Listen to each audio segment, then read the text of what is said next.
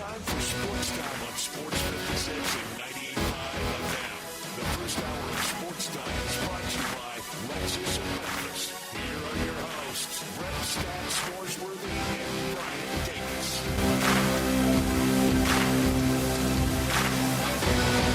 Welcome into Sports Time. Brian and Brett with you in our Family Leisure Studios. Connor with us producing. We're Sports Time, and we're with you for the next 3 hours. Plenty to get into today. Hall of Fame game last night, or at least part of a Hall of Fame game last night, as it was canceled or ended early. They kept the final score that was in the third quarter when a thunderstorm rolled through. 21-17, the Bears were deemed the winner because they had the lead at the time. Tigers had a new non-conference opponent. We've got a lot of Olympic action, Major League Baseball action. Cardinals and Cubs already off today. A 1:20 start for them, and it's not been pretty for the St. Louis Cardinals. So a ton to get into over these next 3 hours. But, Brett, how are you today? Brian, I'm doing well on this Friday, August 2nd. Do you realize after this weekend, no football this weekend, Right. the next 26 out of Holy cow. 27 weekends we Wow. have football. The next time we don't, the weekend in between AFC and NFC championship games Wow. and Super Bowl 59. Wow. How about that? So I did Now, not the realize Pro that. Bowl Sure. stuff's that Hey, weekend, I'll but count it. Why not? that- You I know? don't. It's a type of football. I Nobody guess. gets hit at it. No, you're right about that. Last night, did the bets pay off, even though the game was weather? Well, so stopped? We had the first half over, and which got there very easily, and then we had Texans money line. But since the game did not go 4 quarters, they just voided that bet. Even though they said the Bears won the game, the game money line bets were voided. So I got that money back, got the win for the first half total. A fine night when it comes to the Hall of Fame game betting. So who was leading when it was stopped? The Bears, they were up 21-17. Okay, that's what I thought. Yeah. So they were announced the winner, but I guess since it didn't go all 4 quarters, they gave me my money back, which I'm not going to argue with. So, No. So that was good, but it was fun, having football back. Even It was. Who cares who was out there? It was a lot of fun to watch last night. Bo Marchant sent me a screenshot of the radar about 30 minutes before it hit, and he said, feels like it happens in this game every year. Oh, yeah. And I saw, the first time they put that radar on the screen, I said, oh, man, this could get ugly. And then I was kind of hoping, I knew it was very unlikely, but I was kind of hoping maybe, in looking at the radar, you could tell that it wasn't going to be just a quick storm. But I was kind of hoping that maybe it would just be a quick storm, blow through there, and we would get some late night NFL football. But, of course, being the Hall of Fame preseason game that it is, that they're not going to wait too long to just go ahead and cancel it. So they went ahead and canceled it like 20 minutes, 30 minutes after they went into the first delay. And so Bears, I guess, start preseason 1-0. But, other than that, we saw the new kickoffs, and that was about it. What'd you think of the new kickoffs?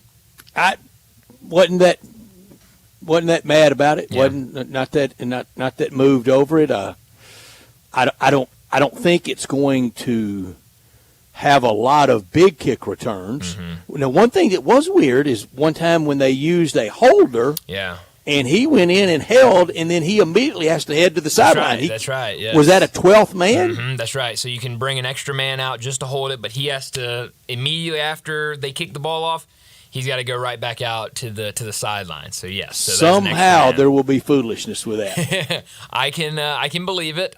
Something will happen, but Don't you now have to tell the other side when you're attempting an onside kick? that's correct. And I think you can only onside in the fourth quarter. Maybe there's a time of when you can start doing it, but I know it's fourth quarter. Before then, you can't onside. Saying yes, you have to let the other team know that you're. Don't you love the onside onside kick to start the game? Oh, yeah, it's beautiful. It's beautiful. But I guess that's out the window now, at least in the NFL. You don't see it very much in the NFL to begin with. So No. Now, And the success rate on onside kicks yes. has just really gone down to zero. Oh, yeah. Yeah. So, I mean, it didn't bother me one way or the other what the kickoff looked like last night. It's going to be interesting to see. I knew we weren't going to get an answer one way or the other about anything based on one preseason game, but it's definitely going to be something that people are keeping an eye on throughout preseason. These coaches and these players will be keeping an eye on it and maybe try to how to get an advantage in the kickoffs. And even through the regular season, there's going to be a lot of talk about this new kickoff rule, and we'll see maybe at the end of the year what we think of it looking back. There's never been one time in my life, I mean, not even at 10, daydreaming of, I could play in the NFL. Never been a single time in my life that it entered my mind I could be the holder and run off the field. Yeah, no, I think that would be a great job. I think that's exactly what they should do. They threw up a video last night of some equipment manager or something that was with the Houston Oilers, and that was his job to run out and grab the tee and then run back. And so I know a lot of people were saying, I could do that job. They should put that job out there, and I can get on there, put a great hold, and then just sprint off to the sideline. That'd be a fun job. Do you have to be in uniform to do that? I mean, could you do that? I have no idea. I mean, just couldn't anybody out of the stands practically do that? I mean, practically, yes. I don't know if the kicker would like just Joe Random coming out from the stands and holding their kick, but Bryant, not even a day after I said it. Did you see the headline today? To raise money for NIL, selling autographs and admission to practice. Really? Yep. Who's doing this? New revenue stream that everybody's getting ready to start. Oh, wow. I did not see that headline today, but you called it. You were right on it, and it doesn't surprise me at all. That was a million miles away. You could see that when you called it. Sure. I mean, there are definitely people out there that will pay to go to practice, and it just seems very easy of charge them X amount of dollars, and they get to go in and see practice, and there will be people out there that say that's great. I want to go see these guys practice, and they'll make plenty of money from it, and that will go to all those NIL collectives and be good for those programs. Good for them. And I wonder going forward, I guess the NCAA will still have some teeth and will keep the in-season practice limitations. Yeah. But I don't know that there's one right now. So what we're going to do is, they're going to open it for admission for an hour, sure, and it'll be nothing but stretching and a couple assistant coaches walking around going, but it will be nothing accomplished. Clear them out and then have real practice. Yeah, no, I think you're right. That's what we're getting closer to. And I mean, hey, look, if they can make money off it, I don't care how it goes about and what they need to do. If these NILs can find other ways to make money, good for them. Whatever. I mean, the first time there's that Twitter outrage of that head coach on that bullhorn using graphic language. Yes.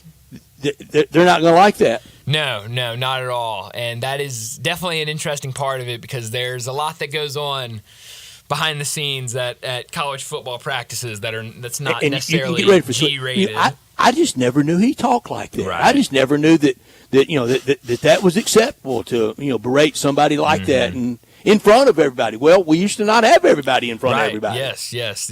Nobody saw this. So it's interesting. I'm curious to see the teams coming soon to college basketball. And, that doesn't surprise me either. But I'd be curious to see what teams kind of lead this charge of, everyone come to our practices and kind of see how everyone responds to it, including coaches. And both football and basketball, it's going to be too funny to see some of the big hitter boosters that go to practice, almost every day, may go to more practices in a year than some of the players go to. Yeah. And now they're going to have to pay. Well, maybe they can get a little special bit of deal, something. Yes, I'm sure we can cut something off for. I bought an 8-person box. You can't figure that into the practice admission. Yeah, I doubt Mr. Tyson's being stopped at the door at Arkansas basketball practice, going, "Oh, I'm sorry, you got lines over there. You got to pay to get into practice today." Paul Bryant Jr. Right. I haven't donated enough that I can't come to practice. Exactly. I think we can have some workarounds for those type of donors to get them still into practice without having to pay an additional fee to get in. That's cool. Good for them. Good for the NIL. A lot of things to get to today, but one of the bigger things I was excited about this morning was Memphis adding La Tech to the non-conference basketball slate.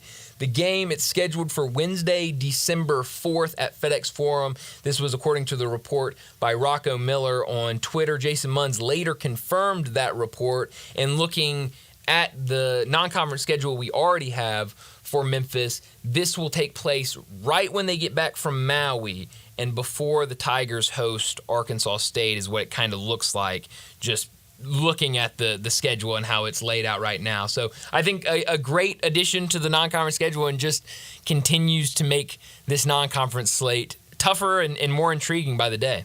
18 AAC games. We know that's coming soon. We know the opponents. We just don't know the dates and the times, etc. Already scheduled 12 non-conference. So there's just one remaining. And I don't want to be too stereotypical, but I think it should be an absolute gimme. Sure. That you could go out there and win 1,000 out of 1,000 times. Yeah. By 20. I mean, it's got to be that type of opponent, because here's what I have. I have November 4th, opening night, FedEx Forum against Mizzou. I think the Sunday after that, or is it the Friday after, somewhere in there, UNLV. Yes, it's that Saturday. Is that Saturday? Okay, Saturday, that would be the 9th. That's okay. Right. November 21st, on the way to Maui, a neutral that's not neutral, playing the San Francisco Dons at the Chase Center, home of Golden State Warriors. 3 in Maui, we know. December 4 against Louisiana Tech, that is a Wednesday night. Is that right? That is correct, a Wednesday night, Wednesday, December 4th. And then Arkansas State on December 8th. That's Sunday afternoon. I assume afternoon. December 14th at Clemson. December 18th at Virginia. December 21st against Mississippi State. And that could potentially be the same Saturday, Tigers football in the college football playoffs. That's right. Maybe Friday night for the Tigers in that standalone Friday night game for Tiger football. And Saturday, December 28th, the last Saturday of 2024 against Ole Miss at FedEx Forum. Yeah. Is that what you have? That's exactly what I have. Yep. That is a brutal schedule. It's not an easy schedule. I don't care how easy, and AAC should be soft as a pillow. Sure. Yeah. That is brutal. Because in any AAC, you're going to lose 3 to 5. Yeah, I would say so. With a really solid squad. Sure, yeah. And then, a 1 seed. Sure. Win the conference, the regular season conference title. Sure. You're going to lose 3 to 5, aren't you? I think so. Yes.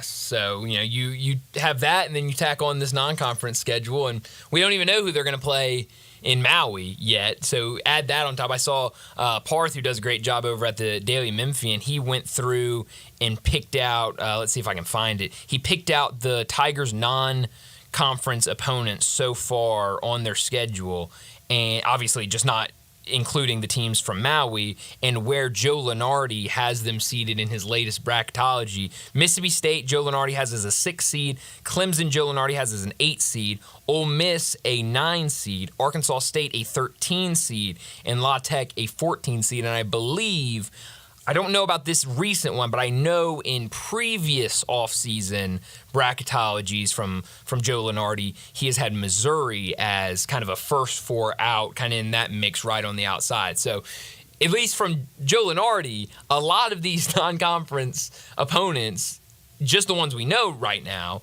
are going to be around at the end when we're talking about a bracket. And then you add in maybe, Auburn or UConn or one of those. Brian, I promise I was listening. I just missed it. Did you mention where he had Virginia? He did not have Virginia on here.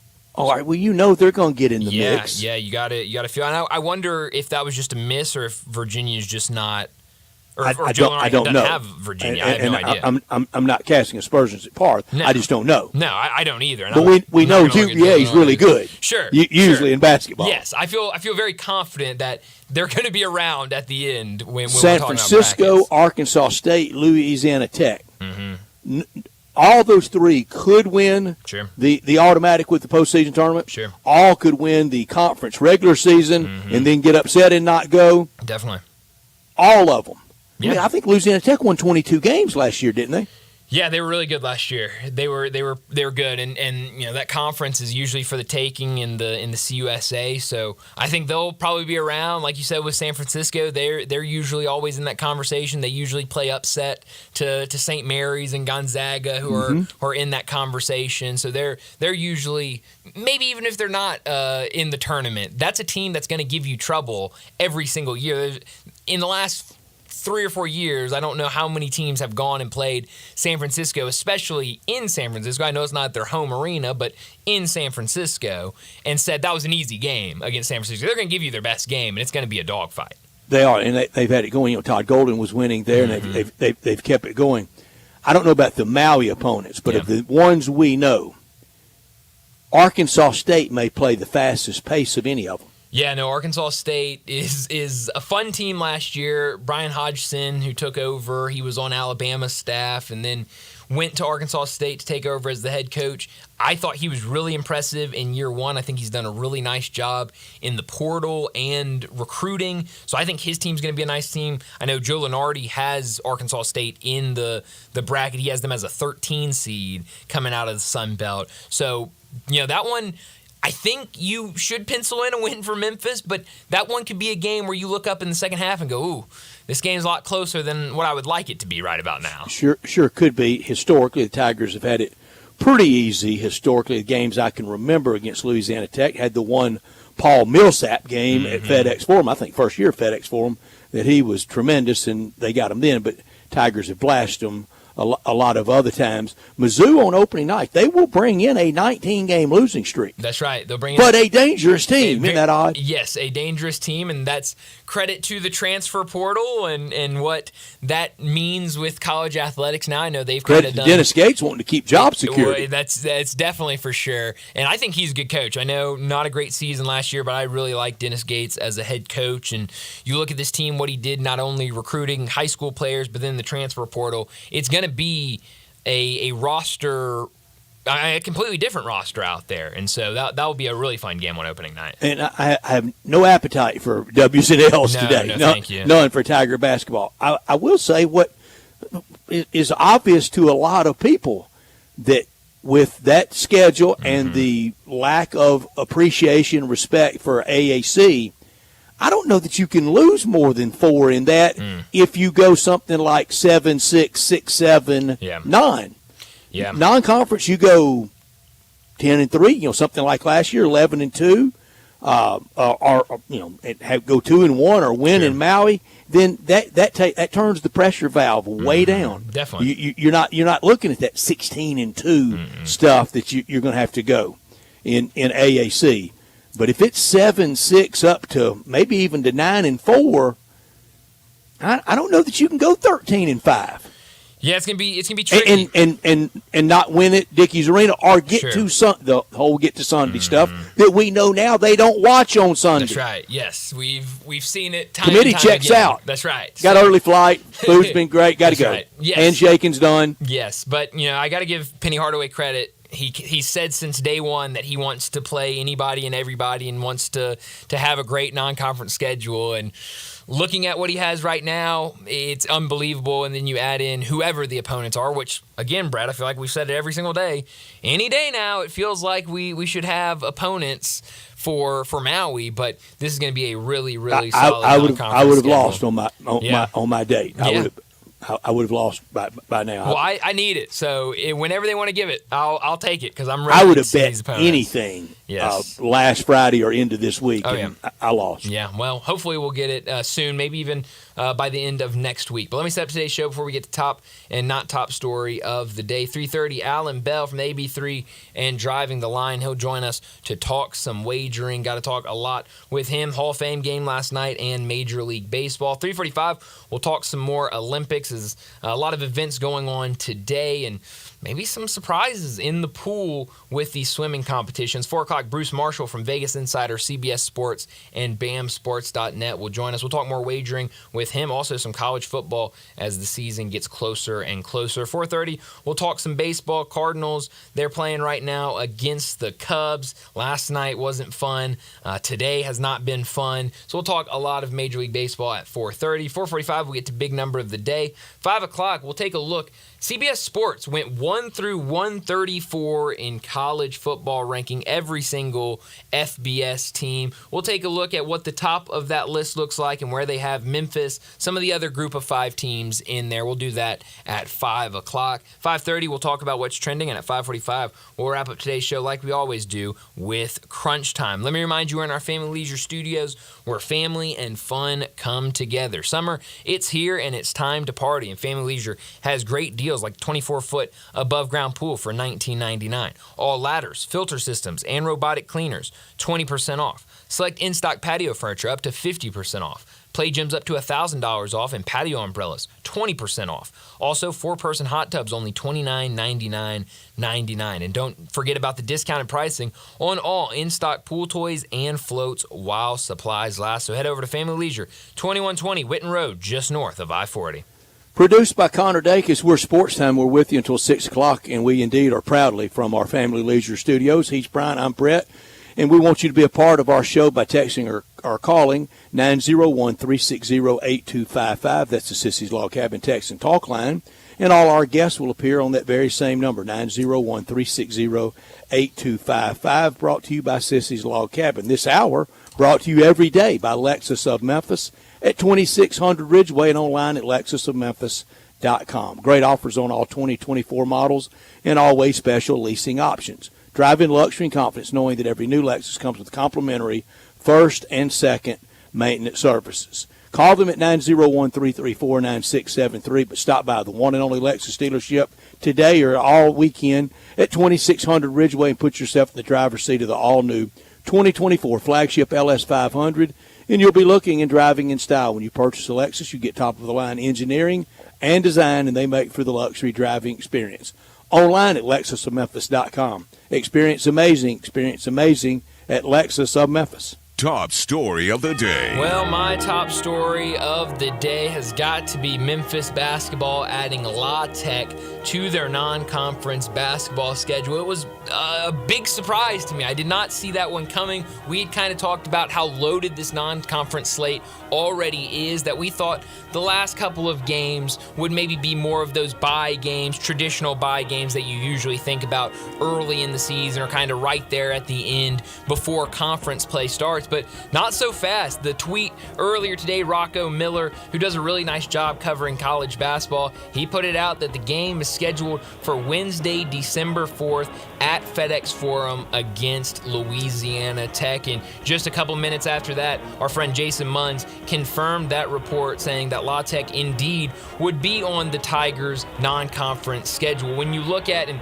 again, Bart Torvik does a great job of kind of putting those non-conference games on a little bit of a schedule, so it's kind of easy to go on there and look. And so looking at it, La Tech would come in early December. It'd be the first game in December, right before that Arkansas State game that we've talked a lot about on that Sunday, and right after the Tigers get back from Maui, playing in against some really good opponents. And we don't know the best, and we don't know who those teams are yet. We know the pool of teams. We don't know exactly who the Tigers will play over there. So when you look at this, Missouri, UNLV, San Francisco, then right from that to Maui into this game against La Tech.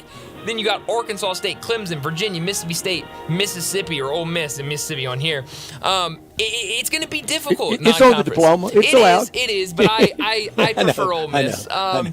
But no, this is going to be a really tough non-conference schedule. And so kind of looking at it, if I had to guess, I would say we'll probably get a more traditional bye game somewhere between that UNLV San Francisco game. It's November 9th all the way to November 21st. That's a long time. And don't schedule somebody who won't take the air out of the ball. No, not at all. So I think we get a game maybe on that next Saturday or Sunday after UNLV as just kind of something in there, more of a bye game. But again, I said it earlier, you got to give Penny Hardaway a ton of credit for going out there and making that schedule. And he's trying for tougher than this. You're absolutely right. But you know, it's that saying where if you you shoot for the moon, you'll land on the stars. And so he's shooting for the best of the best and getting some really good teams. But even if you can't get maybe who exactly you want, you can drop down and get some really high-quality opponents. I applaud him, and I promise you,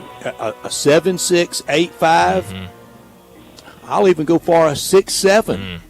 I'll defend him. Sure. Yeah, now, it's tough. That makes January and February. It does. Zero room for error. My top story, we kind of had football last night. Yeah, we did. Houston is very well coached. D'Amico Ryans has it. You can tell it. He just exudes it. And with a young quarterback like C.J. Stroud, they have a chance over the next 4 or 5 years while his contract is somewhat normal to make a real Super Bowl run. We know the drill with the young quarterback. When they're not, making that kind of money, you can do other things with the money. That game, I never understood why 7:15. Next Thursday night, there's 2 NFL preseason games.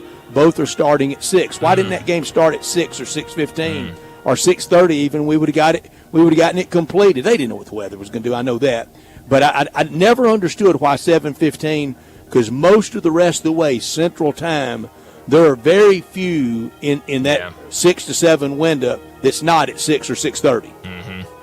Not top story of the day. My not top story is also the Hall of Fame game. It's interesting, like you said, because I thought about that last night, especially when the rain came in. Like you said, they're not going to schedule just because of a radar, and they probably didn't even know there was going to be any rain until yesterday or today, much later after the fact when they set a time for the game. But I was curious of why didn't we just start this game at 6 o'clock? I'm sure part of it is TV, with it being on ESPN and ABC. They want to get the pregame show in, and they had everything rolling last night like it was a regular Monday night football game. But outside of that, it was fun to watch some NFL football. I know a lot of people have been talking about the new kickoff rules. It didn't bother me at all. Like Brett, like you said yesterday, we've kind of seen this with the XFL, with the UFL, and some of the different kickoff rules that they've tried in the past. And so it wasn't crazy when I saw it last night like some people, but it was fun just to see those guys out there. Brett Rippon, the Bears' third-string quarterback, looked good. He looked really good. 3 touchdowns, 166 Stepping yards. into throws. He looked really good. Now, still third string. I like second string and first string better than him. There's a lot of room, but it was fun to see him play last night and see how well he played. So it was a lot of fun, even though it got cut a little short in the third quarter because of that storm. But it is the start of preseason football, and it'll be a ton of fun to watch. But that'll do it for top and not top story. Let me do my not. Oh, I'm sorry. I'm so No sorry, worries. Brett. Go ahead. I'm getting ahead of myself. That's okay. I was giving you that we're getting short on time signal, and I'm sorry. I'm so sorry, Brett. I'm sorry, Brett. No worries. My not top story, Steve Kerr wants a blowout, and I love it. Pool play point differential really matters at the Olympics, so the USA needs to go out and sandblast Puerto Rico. Favored by 33.5. I want dominance. I want to see them, even after we get out of pool play and the point differential doesn't matter. I want American exceptionalism, whether it's badminton in Paris or SEAL Team 6. Yeah, Brett, I would have loved for them to have the same approach in the last game against South Sudan. But it's okay. Hey, I'm not holding grudges or anything. It's all right. Now you're going to get your blowout. Yes, now they'll get the blowout. Well, that'll do it for top and not top story of the day. Let's go ahead and get to our first break. When we come back, we're going to talk some wagering with Alan Bell. Start your day with Sports 56 Mornings with Greg Gaston and Eli Savoy. Weekday mornings from 7 to 10, right here on Sports 56 and 98.5 FM.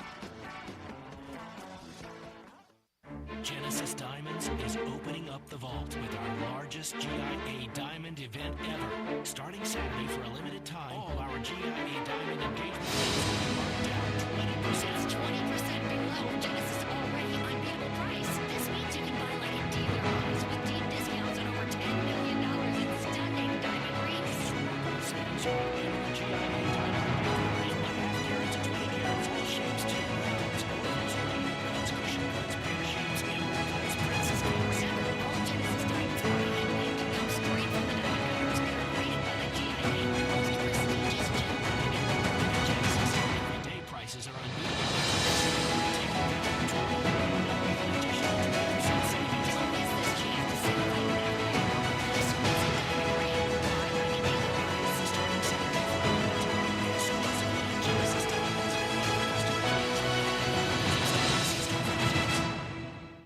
Ken Garland, you are in your 72nd year of business. Your son William is now joining you. What do you think is the key to your longevity in the building business? My dad started the business in 1965, and I think being on the job sites daily and being accessible to homeowners has been a key to our success. You guys have a work ethic, as you like to say. You're not hiring people to be on the site. You guys are there every day. We interact with the subcontractors multiple times a day on each job site. I think that has been a key, as well as using the same subcontractors 20 plus years in most cases. When you talk about materials, what is the first thing you're thinking about when somebody comes to you to build a home? We're just trying to meet the expectations of the client and the homeowner and the architect and give them what their dream is. When you get a Ken Garland home, what do you guarantee? We'll be there after the job is finished. We're still accessible to all our clients. Now I need to know, how do I get a hold of Ken Garland? You can reach us at kengarland.com. I'm Gary York. I'm the service director at Lexus in Memphis. Our service department wants to be more than just a place where you get your oil changed. We do glass repair, windshield replacement, recalibration of your camera and sonar systems, even wheel repair, tire replacement, all the things you would expect from a luxury automotive dealer. Please check out our website. You can schedule your appointment, check out our specials, hours of operation, or if you'd like to do it in person, please reach out to one of our associates at 901-271-5199. The best golfers on the PGA Tour are coming to Memphis to kick off the FedEx Cup playoffs at the FedEx St. Jude Championship. Sports 56 and 98.5 FM will be broadcasting live at TPC Southwind throughout the day, Wednesday through Friday of tournament week, keeping you up to date with the latest tournament news. Our coverage from TPC Southwind and Sports 56 and 98.5 FM is brought to you by Landers Ford in Collierville. Also sponsored by Sissy's Log Cabin, First National Bank, Ronnie Grisani's, Banyan Tree Realtors, DeSoto Honda, Jim's Place, and South Haven Supply. Now back to Sports Time on Sports 56 and 98.5 FM. This hour is brought to you by Lexus of Memphis. Here are your hosts, Brett Stacks, Norsworthy, and Brian Davis. Welcome back into Sports Time. Bryant and Brett with you in our Family Leisure Studios. And joining us now to talk some wagering, Alan Bell from the AB3 and Driving the Line. He joins us now. Alan, thanks so much for joining us. I got to start off with the Hall of Fame game last night. How much did you enjoy some NFL football back in our lives?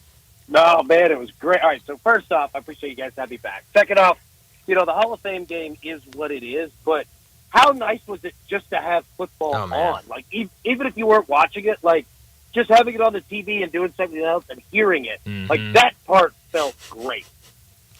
And they had the A-team there, and I thoroughly enjoyed all the interviews and just the football discussion.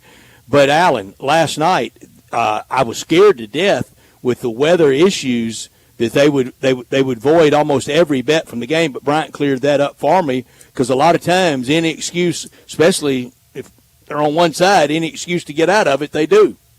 Oh, they always want to try it. You're right. But you know what? For the most part, I think most people did get paid out, especially if we played the over on it. And, that one felt good. Like, it's wild seeing a football game end, get delayed like it's baseball, but it is what it is. But at least we get to see the new kickoff. That's right. Yeah, what'd you think of the new kickoff? Well, it's weird. It looks and feels like the XFL, right? Yes. Like it has a gimmick feel. But I'll tell you this though, I guarantee you, every NFL coach was watching that, and they're looking at it saying, "Fellas, if you get past the first level, you're gone." That's right. It's a touchdown. Give him 6. I don't know how. Yeah, I don't know how easy it's going to be, but if you can get past, just because it's just one level now of defenders, I'm fascinated. I bet a lot of coaches are going to say to their kickers, "I want you to put this one into the crowd. We're not having anybody bring back anything. Just not even mess with it anymore." I think that will be the case. You try to kick it out of the stadium. And here's another thing Alan is going to do, and it will take the whole course of the game for it to really chew up a few more minutes. But we know when we used to just have the touchback, no time off the clock. Now, if you're running, say, a 8, 9, 10, 11-second play, and you do that in a game that has a bunch of kickoffs, we know we're going to have 2 start each half, that's going to limit time on the clock for potential overs. Yeah, that's a good point. You know what? I never even thought about that. You're exactly right. Dang, that's a good point. I did not even think about that. Yeah, that is I didn't even think about that either, but that is a good point. Yeah. I'm curious because I had a buddy yesterday before the game even started, and he brought up to me some win totals in the NFL, and one of the ones he brought it to me was the Chicago Bears, who we saw last night. I know we did not see any of the starters for either team, but he told me that the over-under for the Chicago Bears this year is 8.5, and right now, under 8.5 wins is plus money. He kind of pointed out, you know, I know Caleb Williams is supposed to be good, but at the end of the day, he's still a rookie. You look at the division, it's going to be very tough. All those teams look like they could do some real damage this year. He really liked the under 8.5 wins. What do you think about that total sitting at 8.5? Yeah, I'm going to play that under right now. Yeah. Yeah. Like, no, I completely agree. And that's nothing against Caleb Williams at all. But, I mean, he's right, first off, on the division. So that's what, 6 games right there? Mm-hmm. That division's going to be brutal, man. Like, it's going to be tough. And then you factor in that I think that Chicago, look, man, like, I'm not saying tear down Soldier Field, but I think that they give themselves a much more difficult road because the weather can get so bad and they have to play in it over and over. I'm with them. I'm on the under 8.5. Doesn't mean that they can't have, a season to where you say, okay, all right, we can build on this and get better next year. But I don't think they're winning 9 games, right, man. It ain't happening. And Alan, Soldier Field is coming down, and it's going to be, I think, fixed roof dome, just like Nashville will be. And for you and Bryant, for anybody under 50, you're going to have the feeling of watching someday the Bears in a dome that I had when the Vikings went to a dome, because they were the ultimate outdoor team with Bud Grant not letting his guys on the sideline even wear gloves and a jacket. My goodness, man. Look, I've been to Minnesota in the winter, and it was minus 35. That feels like temperature, minus 35. That would be wild, man. And they would be trying to thaw the field out with big flamethrowers, and he wasn't even cutting through the top layer of it. It's like permafrost over there. That's Look, right. I'll say this. You remember a couple of years ago when the Titans field caught on fire for people doing that? That would be. How weird is it going to be, though? You bring up a good point.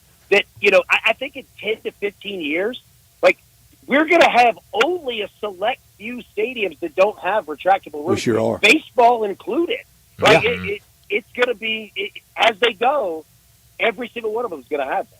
Yeah. And we're going to get down to, Tampa, Miami, Jacksonville. They're going to be outdoors.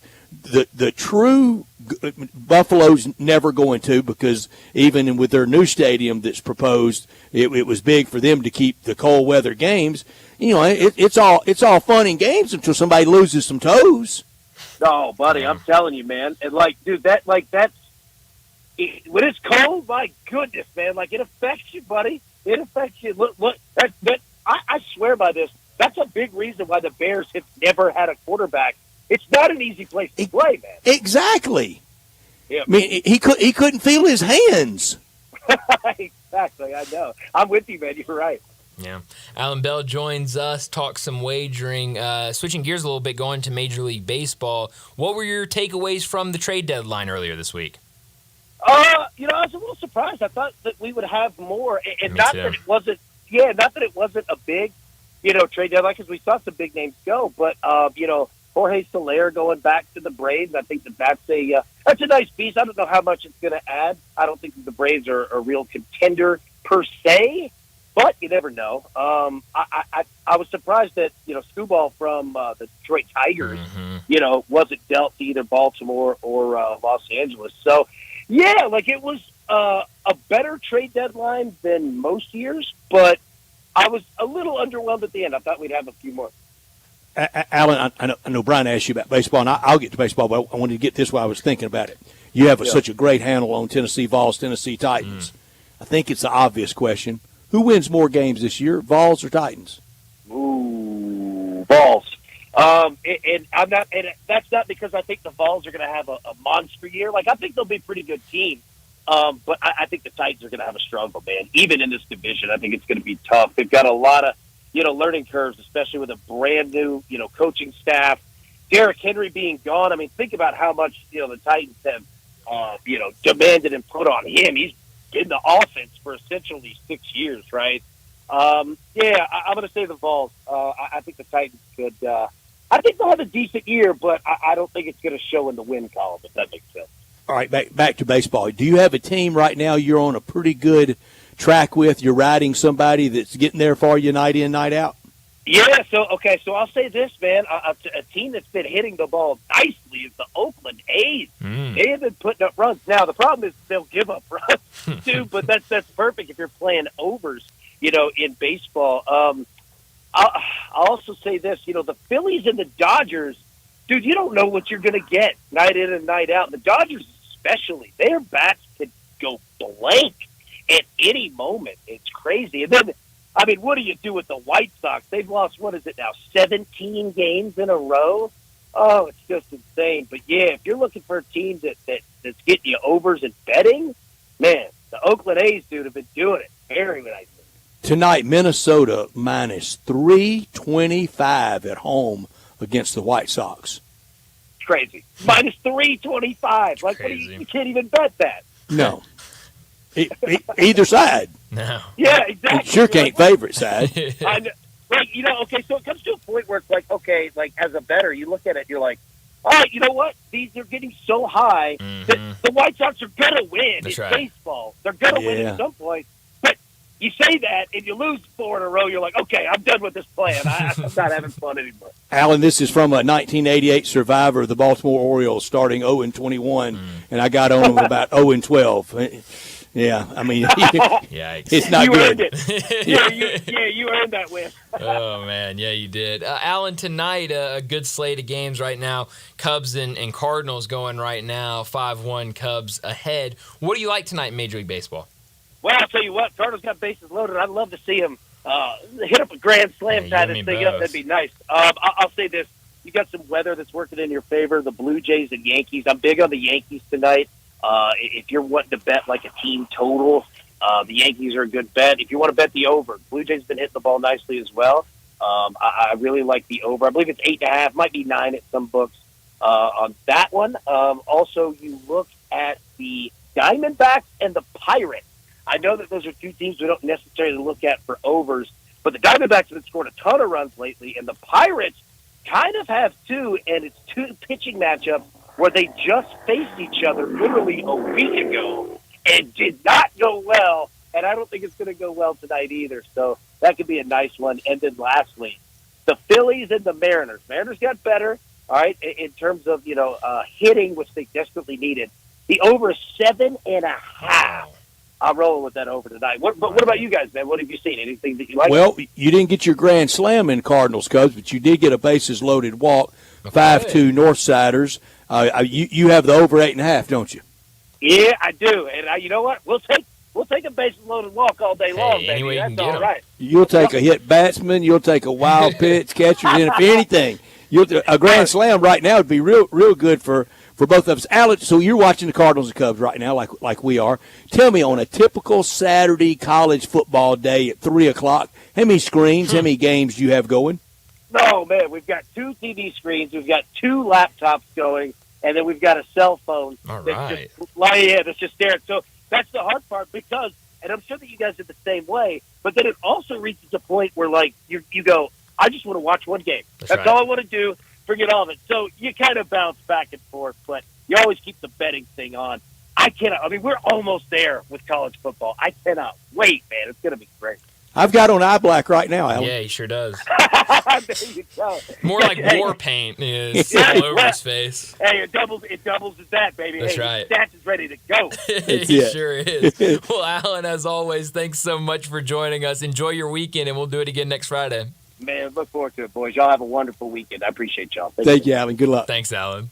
Alan Bell joining us from at the AB3 and Driving the Line. Talk some wagering, talk a little bit of everything, but he's always going to give us some picks and likes a handful of overs tonight in Major League Baseball. But let's go ahead and get to a break, and when we come back, a lot of Olympics today as they are starting to wrap it up. Well, Brett, what time did you say it was around this time yesterday? About 10:30-ish, close to 10:45. Yeah. Yes, okay. So it's winding down over there in France. We'll talk about a lot of what's happened today in the Olympics. We'll do that next on Sports Time.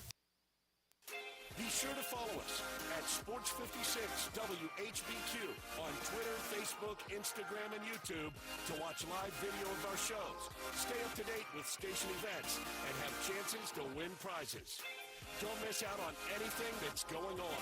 Follow us at Sports 56 WHBQ. When the weather gets better, I found a new place to really soak it in. It's the patio at the Commissary in Collierville. We all love the delicious Memphis-style barbecues. You can begin your barbecue fest with some great appetizers like the cheese plate or the tamales or the barbecue nachos. Oh, those smoked chicken wings, they're terrific too. Then dig into the ribs or the barbecue shoulder. Get it chopped or pulled on a sandwich. A big sandwich, or you can get it on a plate. You've got choice, and you've got choice in places. Don't forget the Germantown Commissary as well. Comes with beans and slaw, deviled eggs they're famous for, and Brad, you can even order by the pound, a 6-pack or an 8-pack or even a 12-pack. The Boss Man salad, the chicken plate, the barbecue shrimp, there's something for everybody, and those great desserts, the best icebox lemon pie anywhere. Or my favorite, the banana pudding. Check out the patio, TVs for sports, and music on the weekends. You love the Commissary. When you've got real work to do, Metal Supermarkets will help you get it done fast. With a huge variety of metals in stock, we can help no matter what job comes your way. And we cut the size. Because just like taxes and BS, we think metal is better. Cut. Metal Supermarkets, the convenience stores for metal. Find a store or shop online at metalsupermarkets.com. Summertime's finally here, and that means it's time to party. Lucky for you, Family Leisure is having a summertime to party sale. Now, what's all included in this party sale? Practically everything. 24-foot above ground pools for as little as $19.99. All ladders, filter systems, and even robotic cleaners are 20% off. Come in and look at all of the in-stock patio furniture Family Leisure has. Plus, it's up to 50% off. Play gyms for the kids, that's $1,000 off. Patio umbrellas, take 20% off. You can get a 4-person hot tub for just under $3,000. We know you're really going to just use it for yourself. Family Leisure has discounted pricing on all in-stock pool toys and floats while the supplies last, so you better get in quick. Plus, Family Leisure has special financing available. Just ask an associate for all the details. Summertime means party time, and Family Leisure is ready for any party. Family Leisure, Whitten Road at I-40, where family and fun all come together. For more than half a century, contractors and trade professionals have relied on WeatherGuard for heavy-duty truck and van storage equipment, not just to protect their valuable tools, but to protect their professional reputations. For pros, the WeatherGuard badge makes a statement about what drives them. It says, "Bring it on. Been there. Done that. We've got your back," without saying a word. And the folks at WeatherGuard, they're just as driven as the hardworking pros they serve. See what it means to be driven at weatherguard.com. Getting engaged is one of life's most spectacular occasions. And when you find your ring at Sissy's Log Cabin, the promise of a lifetime begins with our promise to always provide unmatched quality, superior service, and brilliant natural diamonds. Find your dream engagement ring, wedding bands, and more when you shop Sissy'sLogCabin.com or stop by one of our 6 locations. Begin the rest of your life brilliant. Only at Sissy's Log Cabin, because life's too short for ordinary jewelry. Now back to Sports Time on Sports 56 and 98.5 FM. This hour is brought to you by Lexus of Memphis. Here are your hosts, Brett Staff, Sportsworthy, and Brian Davis.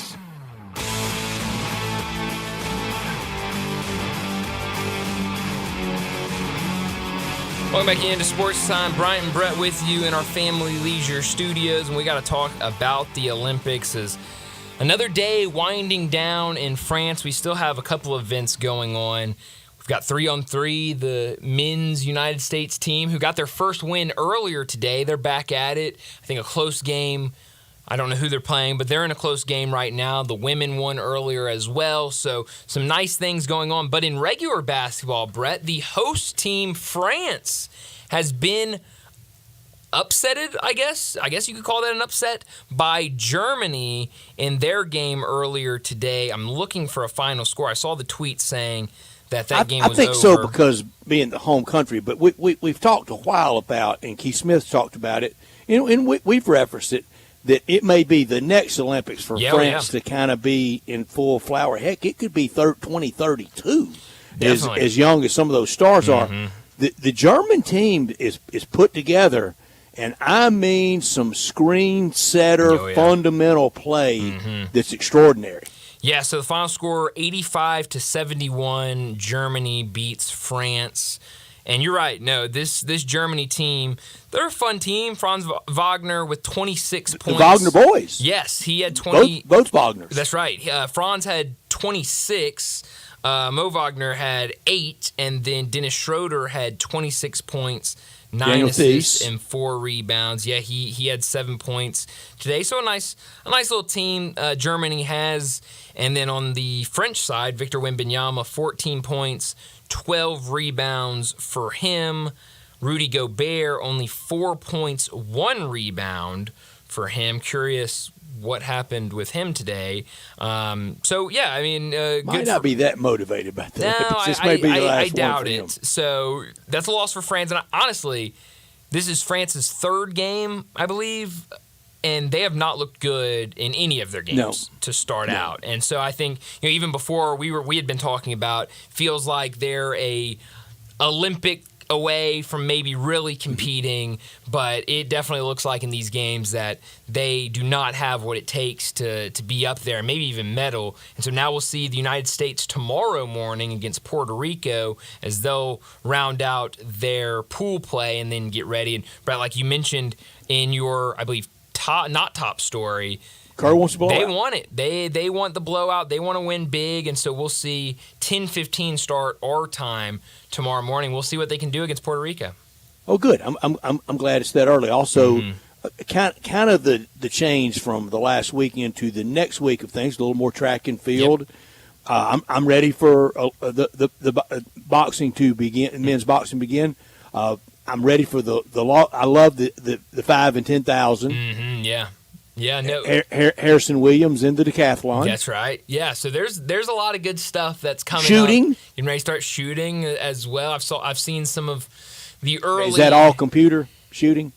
I'm not positive. I think it's so. Not actual. No. I don't know. I haven't seen any of the shooting. I saw some pictures from the shooting, but I have not actually watched any of the shooting. Not a bullseye or a target. There is a target. Moving target? No, I don't think it's a moving target. I have no idea what it is, but I have seen there are targets. Now college shooting teams when Ole Miss plays Memphis, nobody travels. It's all kind of in a computer. Interesting. Yeah, so I don't know exactly. I know they've been competing. I haven't watched any. I'll be honest. Right, you had the Olympic nugget of the year though on the sailing. Or on the surfing. Surfing, I'm sorry. Yes, that they're Tahiti, I believe, is where they're doing that in. And I bet it's a party. And here's the thing, Brett. They give you choices of where you can stay. So they have a big cruise ship that you can stay on, where I think most of the Olympians are staying on. But then also they have host families around the beach that are saying, hey, Olympians, if you want to stay in our guest bedroom or whatever, come on, we'll host you. Give me the cruise ship. Yeah, I'll take the cruise ship. Give me the cruise ship. Yes. I've never been on one. My parents love going on cruises. I've never been on one. I don't think I could go on a cruise. No, me either. Being in the middle of the ocean, not for me, I'll be honest. And my parents loved it. Is meeting, the Mr. and Miss So-and-so from Oshkosh and becoming Christmas cards. That's right. Senders and love that. I don't want to sit at a table with 10 people I don't know and have to small talk. No, I'm good on that. I'm not a big fan of small talk, so I just want to hit the buffet. I don't want to play the slots. Well, I just want to go to the buffet. That would be nice. The buffet would be nice, and the slots would be nice. But I don't want to meet the Joneses from Schenectady. No, thank you. No, thank you. I did see, Brett, and I don't know how much you've been watching the swimming, because it's all hours of swimming. You kind of got to lock in. It seems like a lot of the medal events started about 1:30. It's a lot of swimming. But Team USA has not done as great as some people thought they would do in the pool. This guy for France that they have, this Leon, what's his name? Marchand. He's unbelievable. He's incredible. He won another gold this afternoon. And I saw one of the Americans that was a favorite in one of the events didn't even qualify for the finals earlier this afternoon. So maybe the USA struggling a little in the pool. Yeah, I'm ready to move from the swimming gymnastics. Yes. I'm ready for other sports. Yes, so I think about as political as I'll ever get. I know we had elections yesterday. Sure. Don't we vote for a lot of clerks? It feels like it. A lot of clerks, isn't it? Brett, I'll be honest, there's a lot of times. It's like the swimming. It's been a lot of clerks. Yes, there's a lot of times, especially with the local elections. I'm not positive everything we're voting for. I'm not sure what they all do. Yeah, it's a lot of stuff in there. But as we learned in COVID, they eventually impact our lives. It's very true. But that's all that. But a little bit of a medal count. And speaking of that, there's a lot of track events as well. I noticed that today when they kind of got started this morning. A lot of track events as well. A lot of swimming events, a lot of clerks, a lot of track events. A lot of heat. A ton of heats. Heats everywhere, Brett. But let's get to it. Yes, let's get some medals in the air. A little bit of a medal count before we get to a break. Right now, Team USA still in the lead in total medals. They have 43. France behind them with 36. And then the People's Republic of China with 30. In terms of gold medals, People's Republic of China, they lead the way with 13. France and Australia both tied with 11. And then the United States and Great Britain, they are also tied at 9 apiece for fourth place. I will admittedly say that I've hit that point of it's every 4 years for 2 weeks. Thank goodness. I haven't hit it yet. I feel like I'll get to that point. Respect the hard work that's been put in and all that good stuff, and I really do, but next week is really what I'm going to go, okay, football. Yeah. It's time. Let's get some football games on the television instead of the Olympics. But I do love some Olympics. But let's go ahead and get to a break and wrap up this first hour. When we come back, Bruce Marshall from Vegas Insider, CBS Sports, and BAMSports.net. He'll join us. We'll talk a lot of college football with him. We'll also get some picks for the night in Major League Baseball as well. We'll do that next on Sports Time.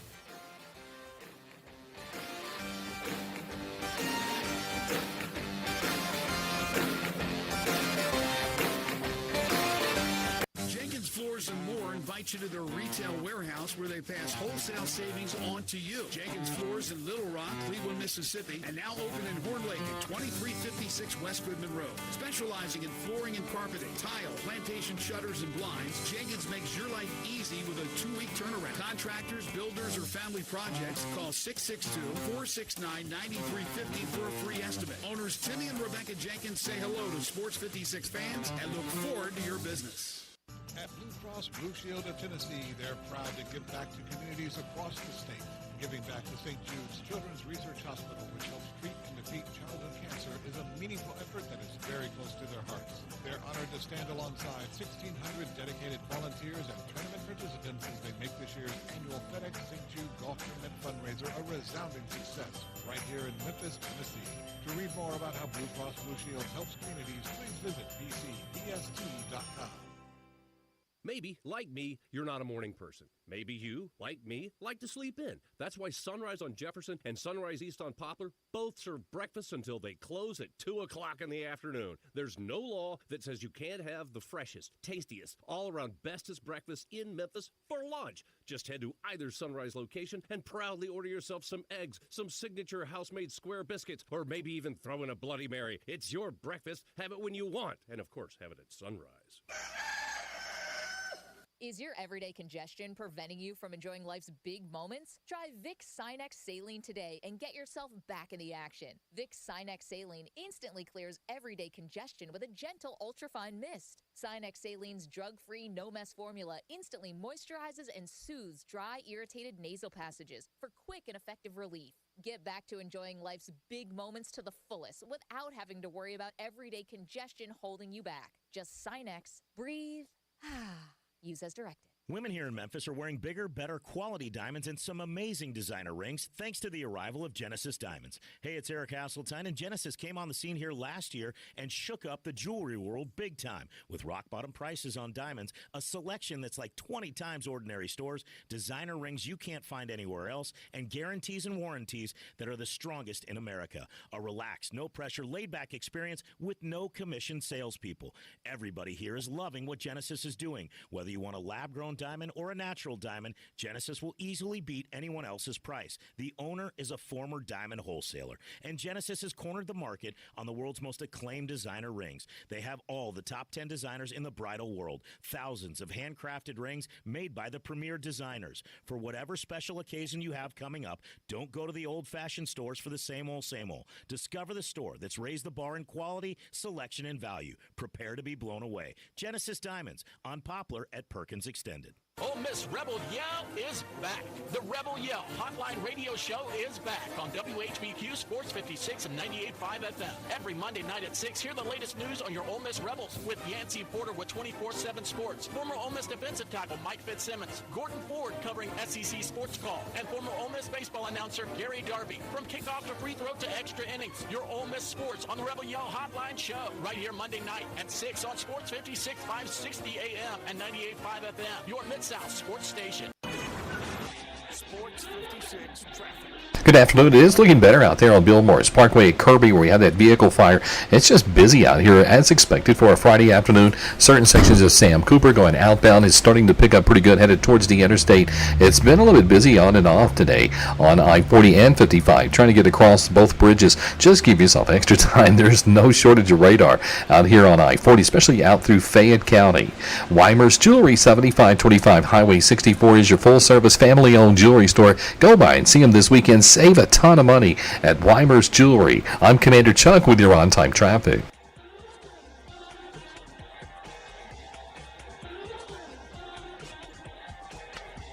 We are Sports 56, WHBQ Memphis, and W253DF Memphis, Flynn Broadcasting Stations.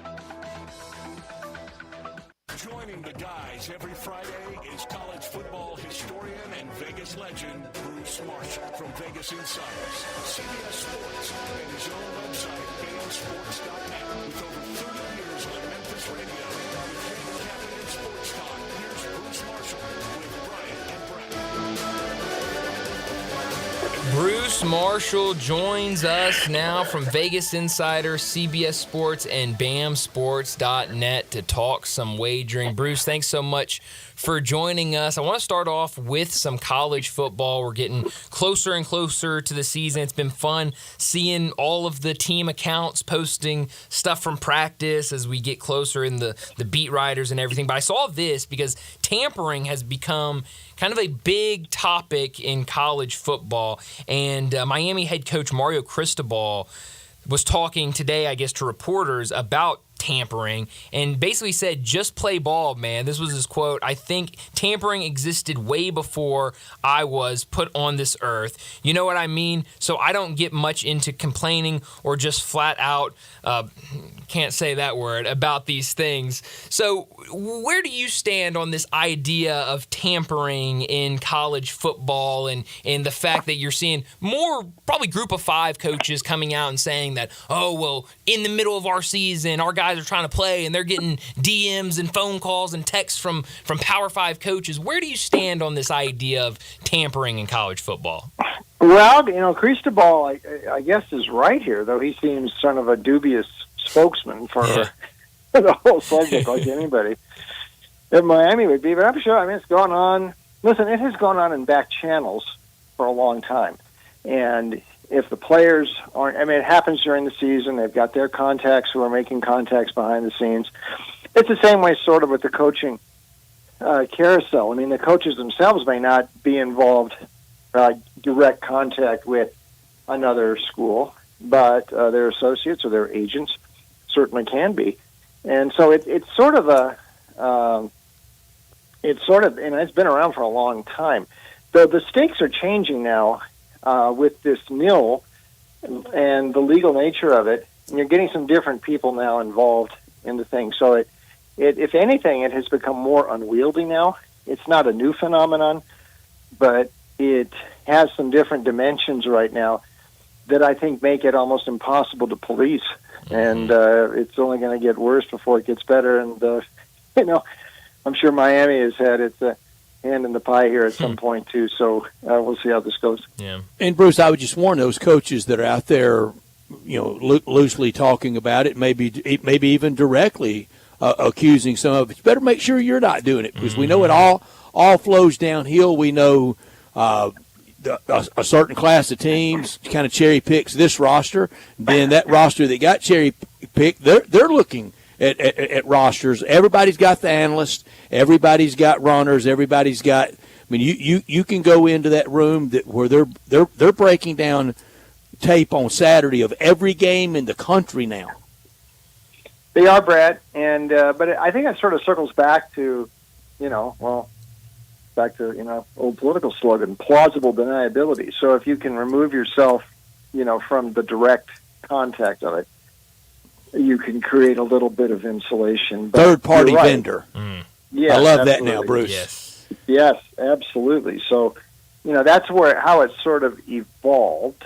But I think it's almost sort of unavoidable with this, the way the template has been set up now. I mean, even in the old days, it was hard to skirt around, but now I think it's well nigh impossible with all the different factors in the nil and the portal and all that. I mean, this is the Wild West. And like I've said, and Brett, I think I mentioned this to you in Dallas a couple weeks ago, and Bryant, we've talked about it before too. It is almost like every college football player is on a one-year contract now. That's right.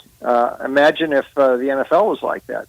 I mean, think about it. I mean, it would be, this is a one-year deal, and all this stuff now at the nil. So it is just the Wild West and then some. That's what Charlie O'Finley wanted for baseball back in the day. He wanted everybody to be on one-year hitches, and if I've got you really cheap this year and you have a big year, you're going to ring the bell. If I've got you cheap and you have a bad year, I'm getting you cheaper next year. Yeah, that's right. Somewhere up above, Charlie Finley is laughing at all of us from up above, or maybe down below. In his case. He sure could be. Bruce Marshall with us on our Sissy's Log Cabin guest line, and Bruce, it's a little early for it around college football training camps, and that's what I call it. I don't call it fall camp. It's training camp, just like the NFL, because there's nothing fall about practicing in this heat. It's a little early. You're going to see less and less, and all the beat writers have a fit over depth chart releases.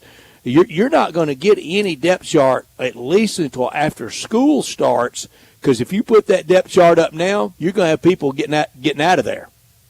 Yeah, and that's why, and that's sort of the folly of spring football too, and to put too much stock in whatever came out of spring, because it a lot of guys they hold everybody out who had any sort of an injury problem or any sort of an issue in spring, and it's I don't want to say it's a half speed thing, but it's much different. So the differences between now and what they might have been doing back in spring, things change in the fall. So it's sort of like time starts now, and sort of forget about spring football now. Yeah. Bruce, is there any season win total in college football that you've already seen that you like? Kentucky over 6.5. Ooh, that was quick. That was very quick. Well, I was just writing about that. I'm doing some previews for CBS Sportsline, and they're having me do some favored, best win totals.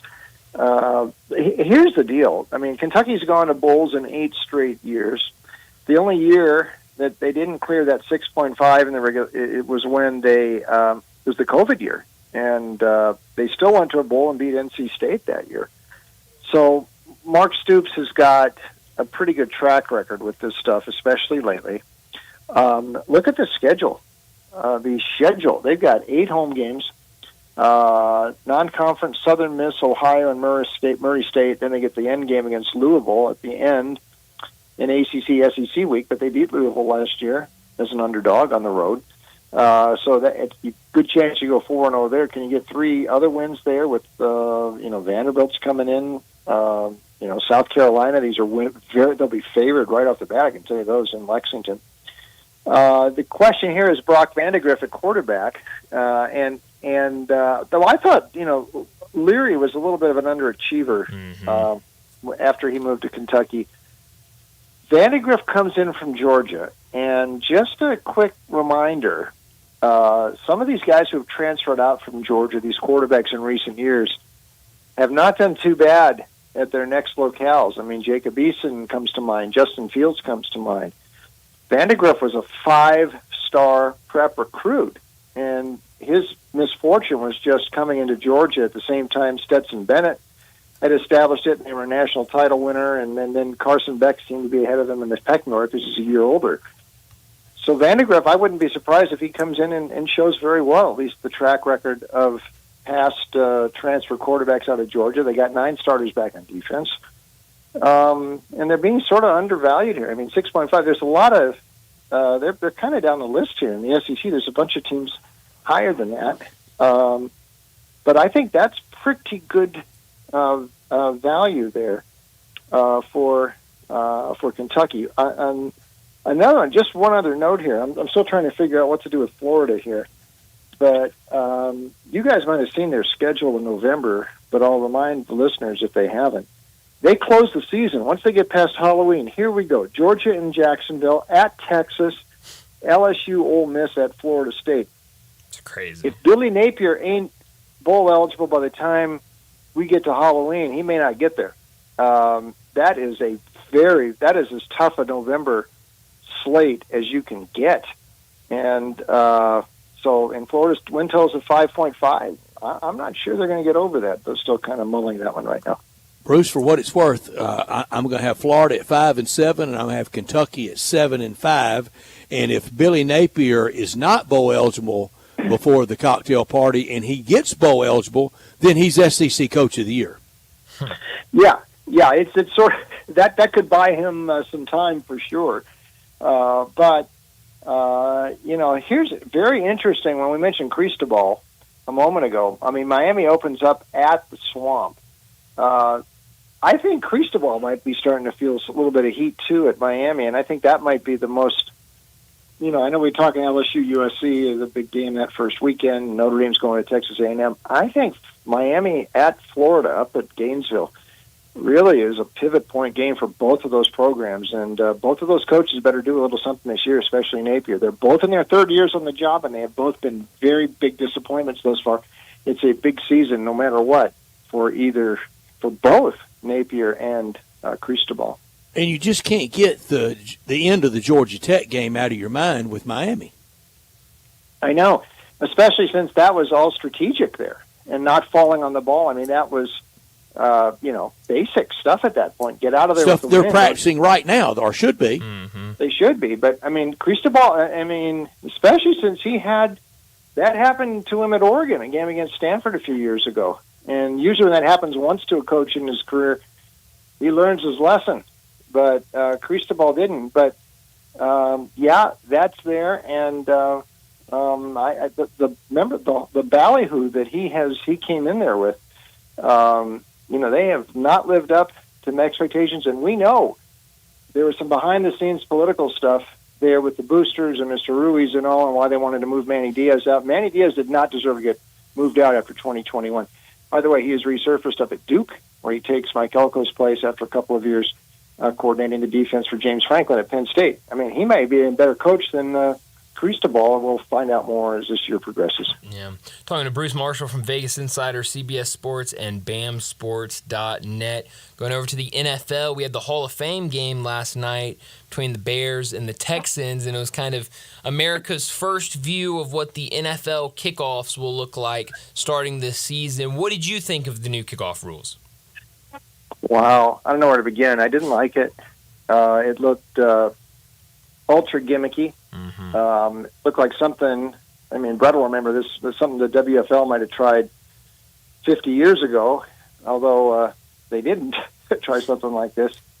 I don't know what this accomplishes because it looked like it was very hard, to get any sort of a return. Now, it's only one game, I know, but they're sort of at cross purposes. They want to try to limit the injury factor on these kickoffs, but they want to have a chance at big plays.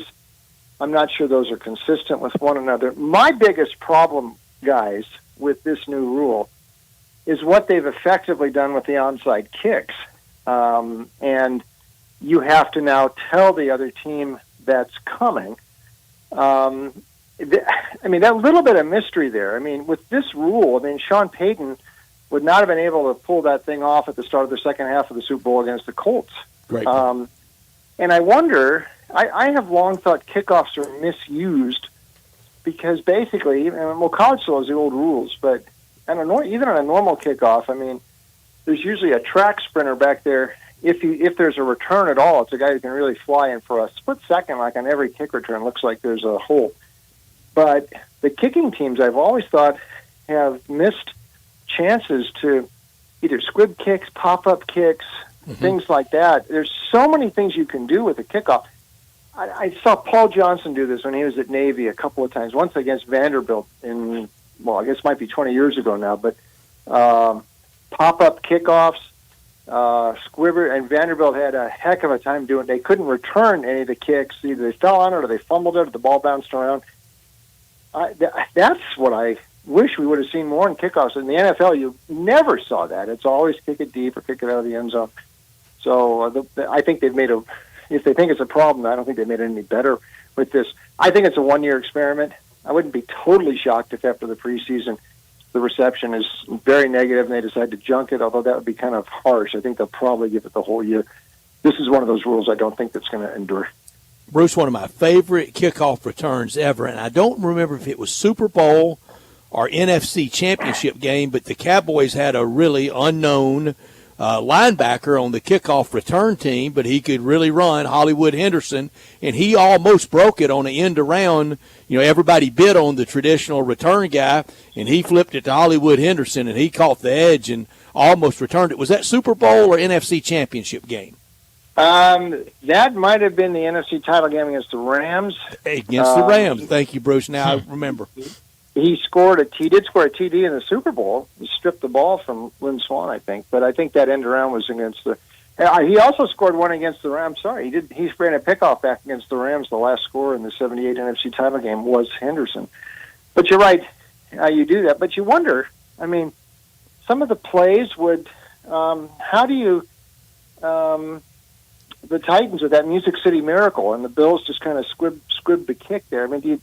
Can they do that anymore? I don't know. This thing is just reeks of gimmickry, and I'm just not sure how well it's going to be received, or if it's going to at all achieve what the NFL hopes it does. It just doesn't seem like it seems like a whole non-starter to me. But we'll see.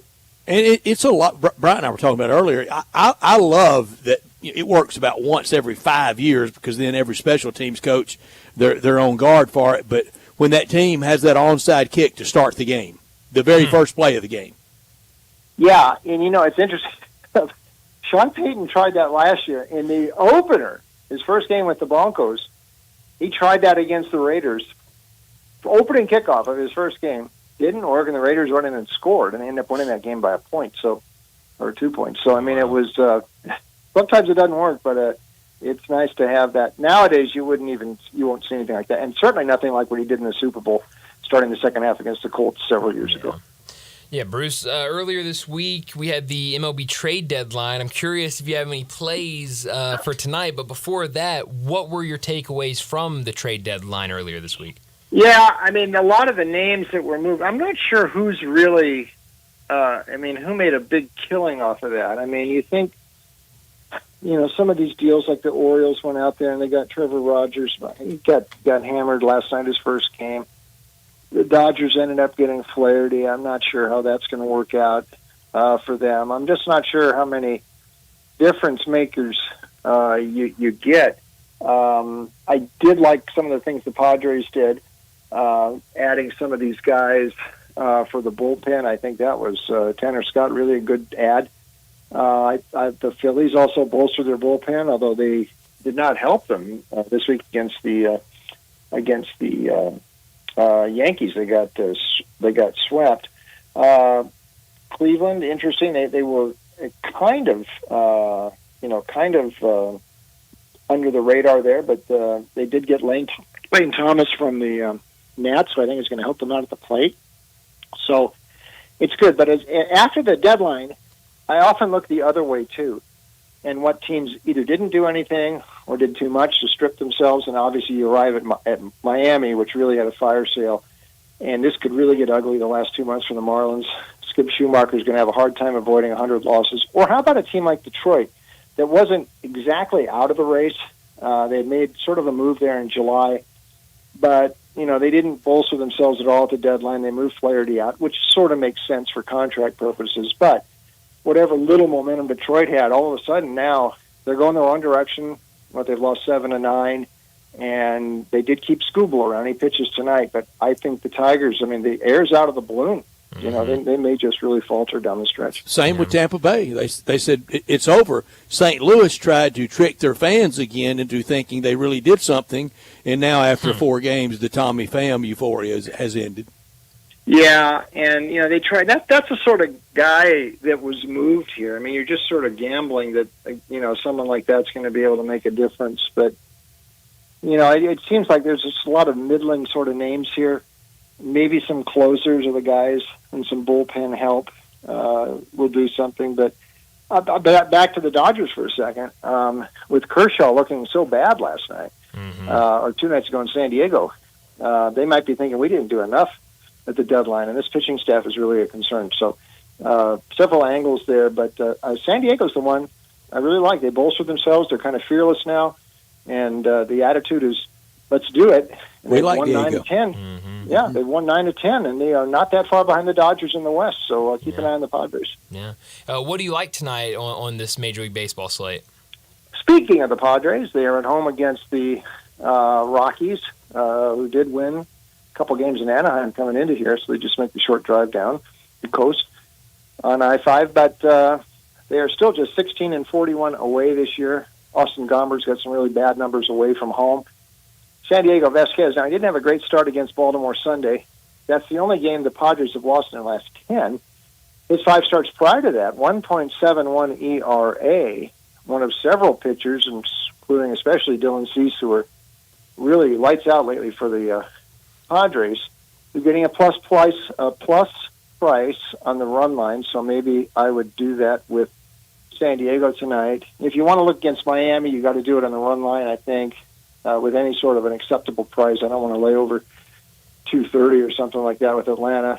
But Atlanta's stirring a bit, and Schnellbach is on the mound tonight. Miami looks like a dead team to me, so maybe I would go that way with the Braves tonight on the run line. One totals play. This is an interesting one up in Seattle. Tyler Phillips for the Phils has pitched rookie. Last 2 starts, he's only had 4, but he has been brilliant his last 2 starts. No runs allowed, 9-inning shutout of the Cleveland his last time, only 8 hits, and they're going against Seattle, which has been having trouble scoring some runs, though they did wake up a bit in this road trip. Brian Wu is also pitching better. They got this total. You can find some 8.5s out there. I think it's too high. This looks like a 3-2 game to me up in Seattle tonight. I like it, Bruce. Before we let you go, where can we find more of you?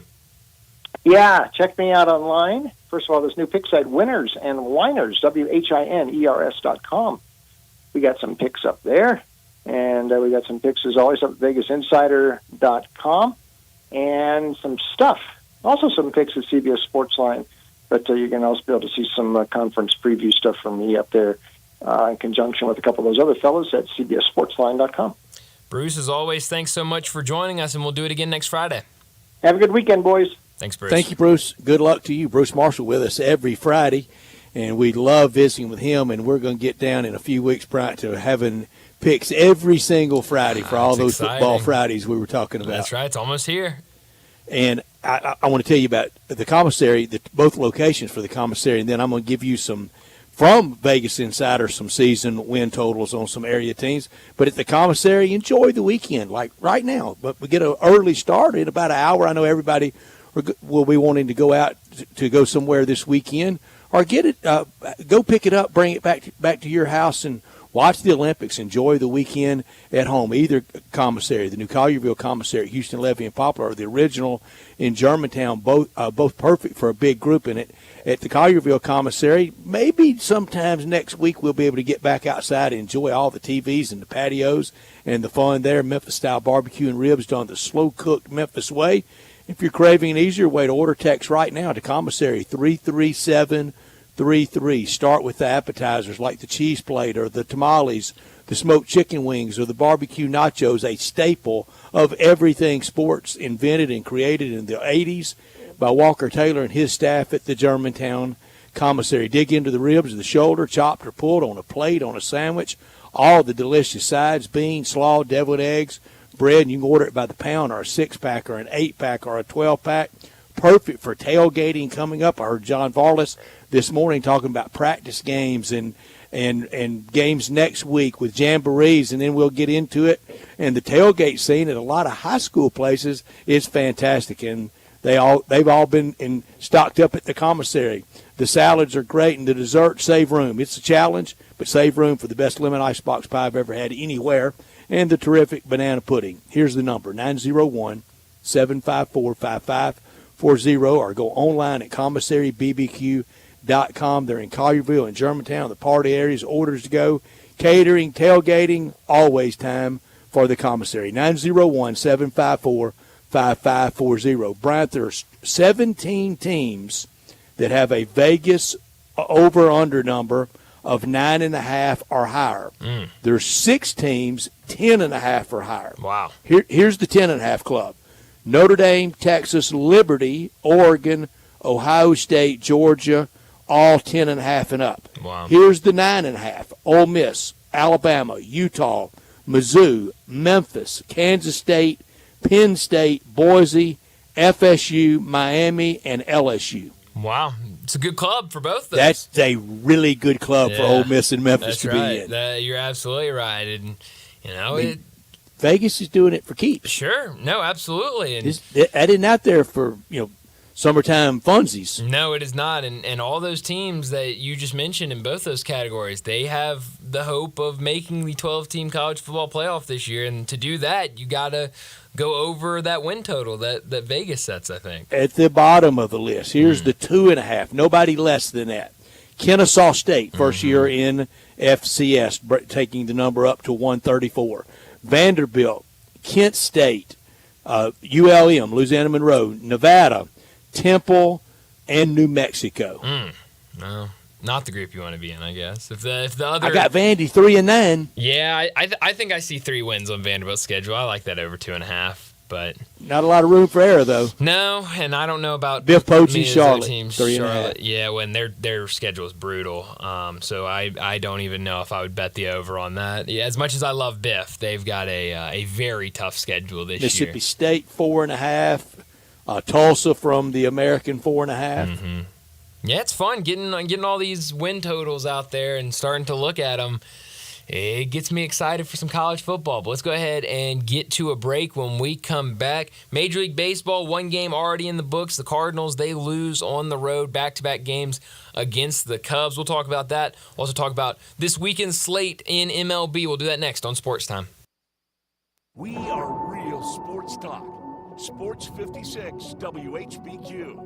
Available on your radio dial at 560 AM and 98.5 FM, as well as around the world online at sports56whbq.com. Take us with you everywhere by downloading the Sports 56 app. And at home, just say, Alexa, play Sports 56. Wherever you are, stay tuned in to real sports talk.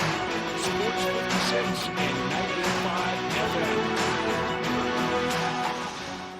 Welcome to the Rendezvous. This is John Burgess. When my dad started the Rendezvous in 1948, I don't think anyone could have imagined we'd still be serving shoulder, cheese plates, and our world-famous dry rub ribs 75 years later. But we are still here in the basement, in an alley in downtown Memphis. We sincerely thank you for making the Rendezvous what it is today. Charlie Vergas Rendezvous, a legendary experience for over 75 years, whether you dine in, pick up, or ship across the country. Top Gun is the largest indoor range in the Mid-South, but size isn't their only difference. Top Gun has the best instructors with over 300 years combined experience and classes all the way from first shot to master marksmanship. Plus, Top Gun is affordable. Gold membership is just $48 a month. That's just $1.60 a day for unlimited range time, free gun rentals with purchase of ammo, and members lounge access. Top Gun 2770 Witten Road and TopGunMemphis.com. Always shoot with the best. Top Gun Memphis. Wash your house, wash your office building? Impossible! Not if you call Wilson's Pro Wash. Your house, fence, driveway, warehouse, store, hotel, even cars and trucks can all be squeaky clean and beautiful after pressure washing by Wilson's Pro Wash. Wilson's specializes in cleaning all hard surfaces: concrete, stone, brick, and mortar, even wood and vinyl siding. Then Wilson's can seal their surfaces so they stay looking brand new. Call Wilson's Pro Wash 901-524-6799 or online at wilsonsprowash.com. There are many real estate companies out there, but then there's Banyan Tree Realtors on the Cottonville Town Square.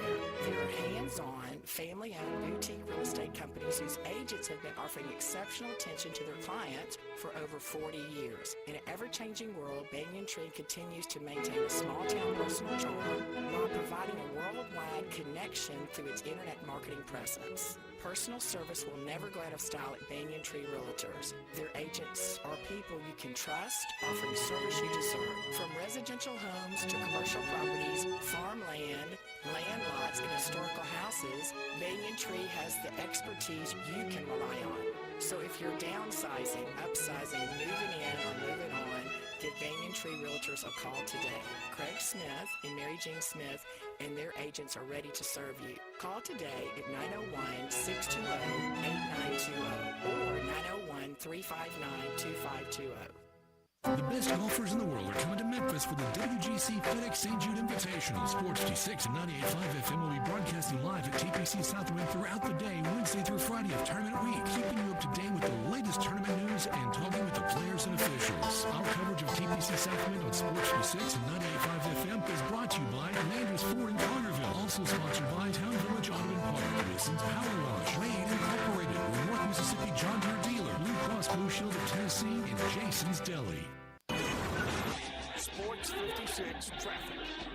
Good afternoon. Still a bit of volume out here on 240 as you get on to 385 Billmore Parkway going outbound. It's picked up even more with volume over here on 240 East up by Poplar. It wants to get a little bit busy from time to time on 240 South here at South Parkway, just trying to get out of the Midtown area. Hey, Weimer's Jewelry, they're located 7525 Highway 64. They are your full-service, family-owned jewelry store right here in Memphis. I'm Commander Chuck with your on-time traffic.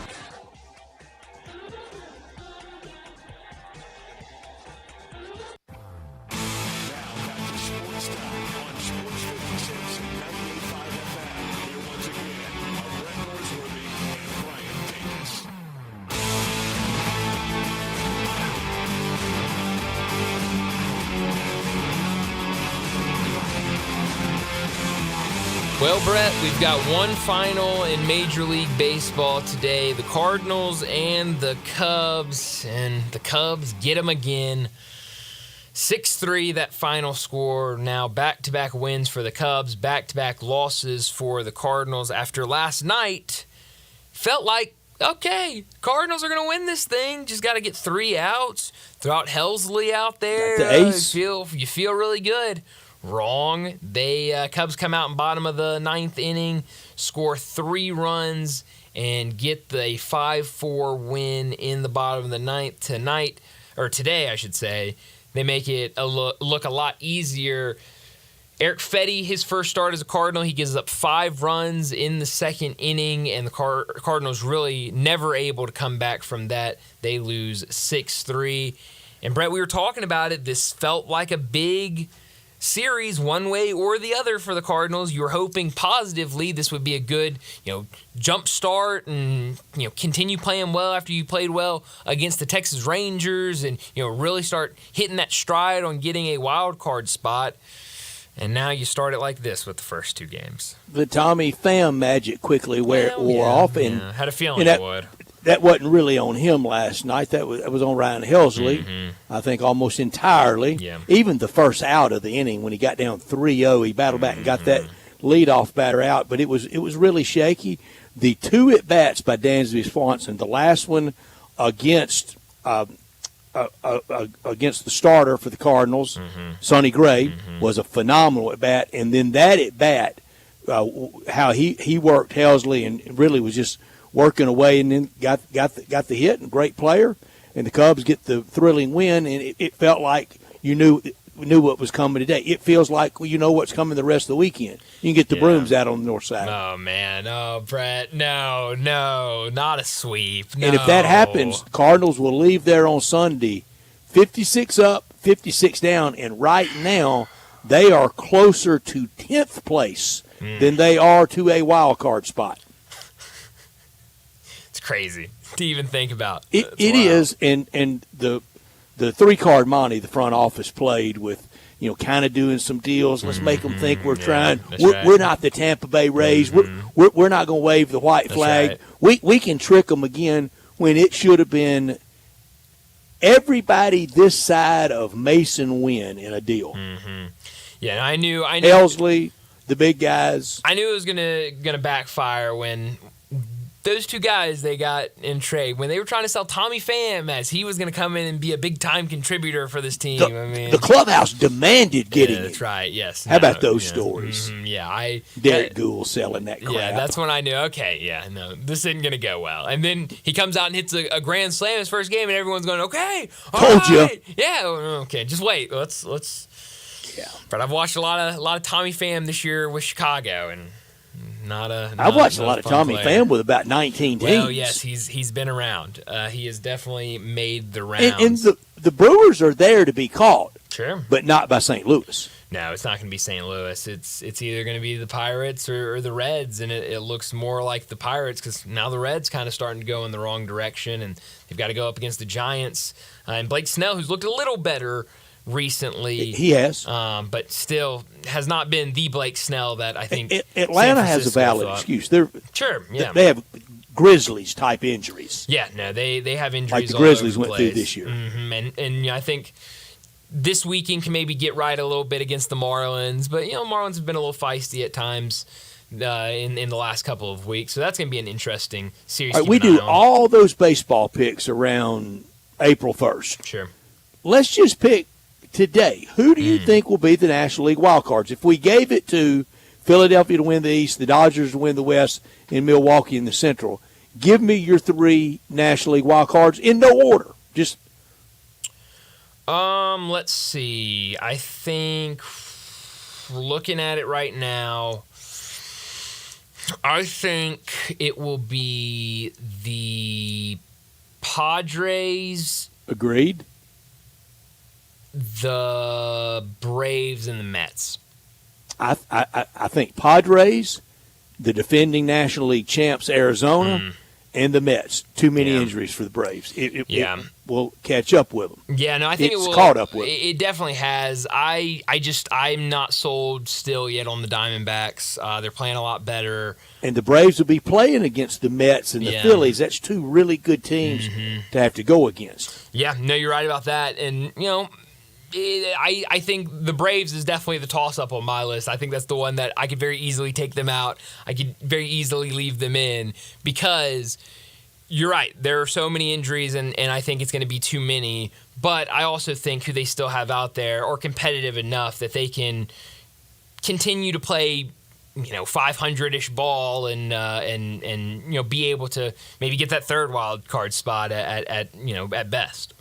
It was setting up to be the win of the year for the Cardinals when Mason Wynn's home run when the basket caught it. Yeah. And I think he's the team MVP this year because we can see future really bright around him. I think Alec Burleson's had moments, and you can build and maybe add around him. Contreras back at catcher, just about everybody else. Yeah, it needs to be in some kind of deal. I don't know that I'm for firing everybody, front office, the field manager, but I want to see how this ends. I want to see really from leaving Chicago, after what I fear now will be swept, at least 3 out of 4. After this weekend, when you kind of privately have to think it's over and everybody knows it, I want to see how they handle the rest of the year. If they play with any pride, try to finish around 500 and avoid the back-to-back losing seasons, because, again, in full 162-game season, the Cardinals have never had one. Right. I don't know how you keep that manager that has the first back-to-back losing seasons in a 162-game schedule. Yeah, I think it's going to be really hard to do that. Honestly, Brett, if they do get swept, I don't think they're going to get swept. But if they do, I'll be on fire, everybody. I mean, you get swept by the Cubs, and you're kind of on that road of, like you said, Brett, maybe back-to-back losing seasons. Fire everybody. Get everybody out of there. Here's your next 10-day doomsday scenario. So it's not sweep. It's 3 out of 4. Okay, let's say they salvage a split. Mm-hmm. Then you play Tampa Bay at home on a Tuesday, Wednesday, and Thursday night, close to school starting back, last vacations, et cetera, et cetera. Tampa Bay, gobs of empty seats, real crowds in the 20-somethings next Tuesday and Wednesday night and Thursday. Next Tuesday, Wednesday, and Thursday night in St. Louis against the team that put up the white flag that we give. We're getting ready for 2025. You have those crowds. You have 2 out of 3 to them, and then you go to Kansas City that's on fire and playing for something and get smoked. Team fire. Everybody will need for sure. A C-130 to get everybody on board. Yes, I think you're right. And there's the makeup of the game against the Mets from it sure is on Monday. On Monday, so you've got that in there as well. So, and that's not going to be easy at all. So, yeah, it could get ugly over these next 10 that's or with so a month days. and a half left. That'll be with 3 weekend series left. And Cardinal fans are irate. They'll definitely be irate, and you get ready for seeing a whole lot of empty seats. And a really scary point to get to. So I've talked a lot, and we are collectively, we're spoiled rotten, right? Sure. What happens when you quit being spoiled? Well, and you don't get what you don't get the good seasons. Well, that's a good question. People vote with their rear ends. That's right. Yep. And then, we might be getting close to seeing that, Brett. You sure could. Unfortunately, as it might be. Bruce mentioned teams that are really struggling to score. Seattle's one for sure. And they're going to be in a pitched battle the rest of the way with Astros. Yeah, no, they are. And the Astros have been playing, much better baseball. And, you kind of saw coming out of the break from the Mariners, they were kind of hitting the ball better, putting up more runs, and so I think you're kind of hoping that can kind of become more of a consistent thing.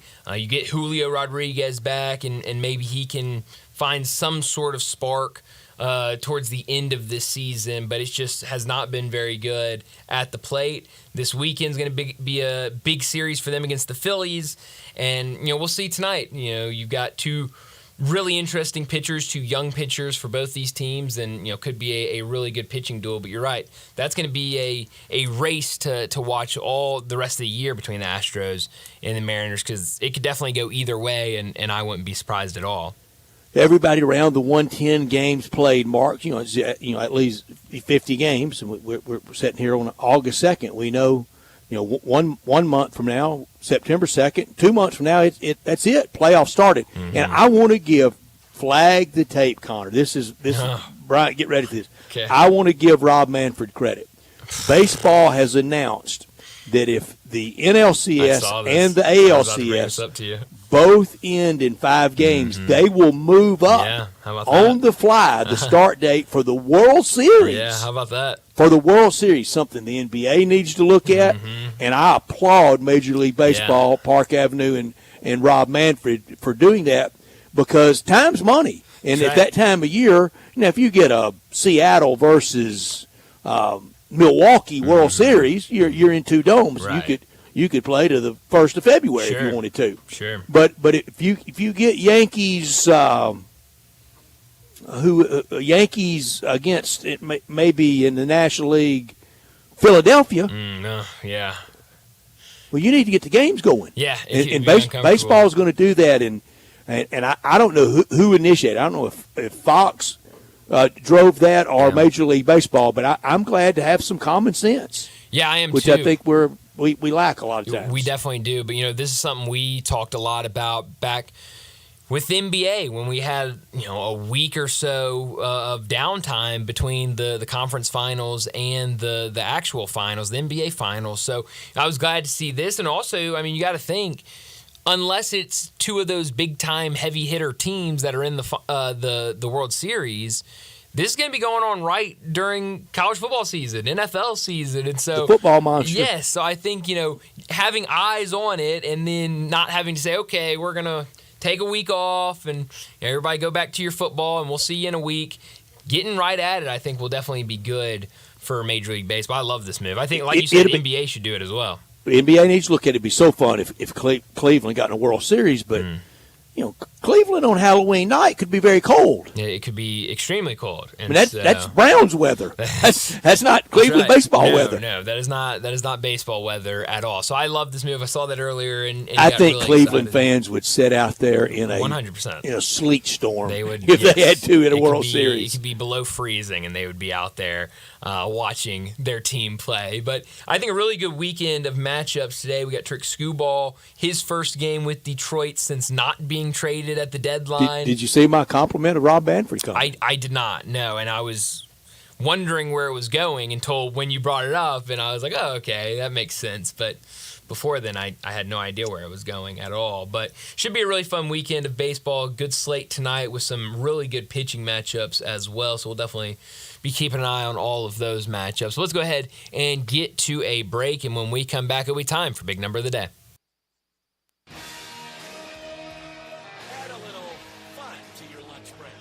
Join Johnny Radio for Sports 56 Happy Hour from 11 to 1 every weekday on Sports 56 and 98.5 FM. At Blue Cross Blue Shield of Tennessee, they're proud to be here for their neighbors while giving back to communities across the state throughout the year, every year.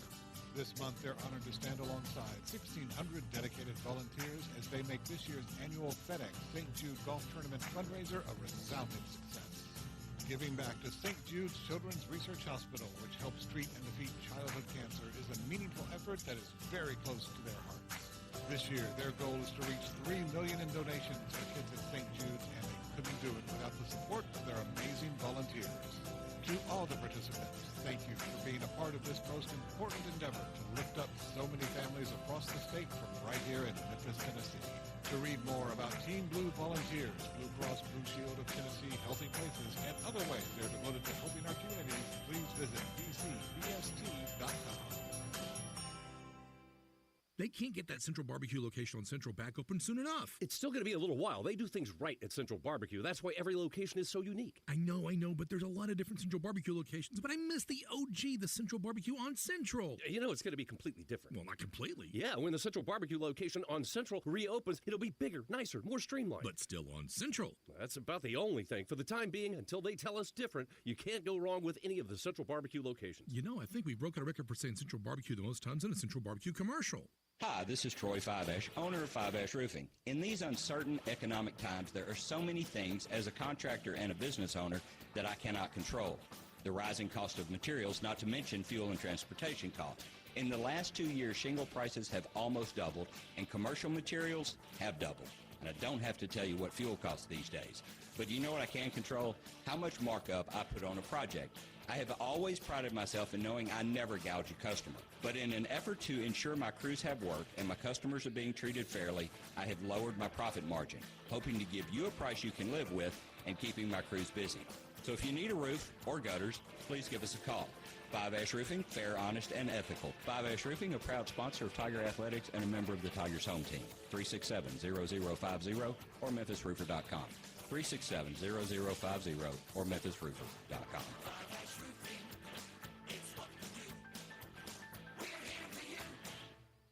Did you know your skin is the largest organ of your body? Huh? That's why you should shower with Old Spice Super Hydration Body Wash instead of plain old bar soap. Love your skin by super hydrating it with vitamin B3 and glorious notes of vanilla and shea. Did you know that my superhydrated skin is the second largest organ of my body? The first is my heart. Old Spice.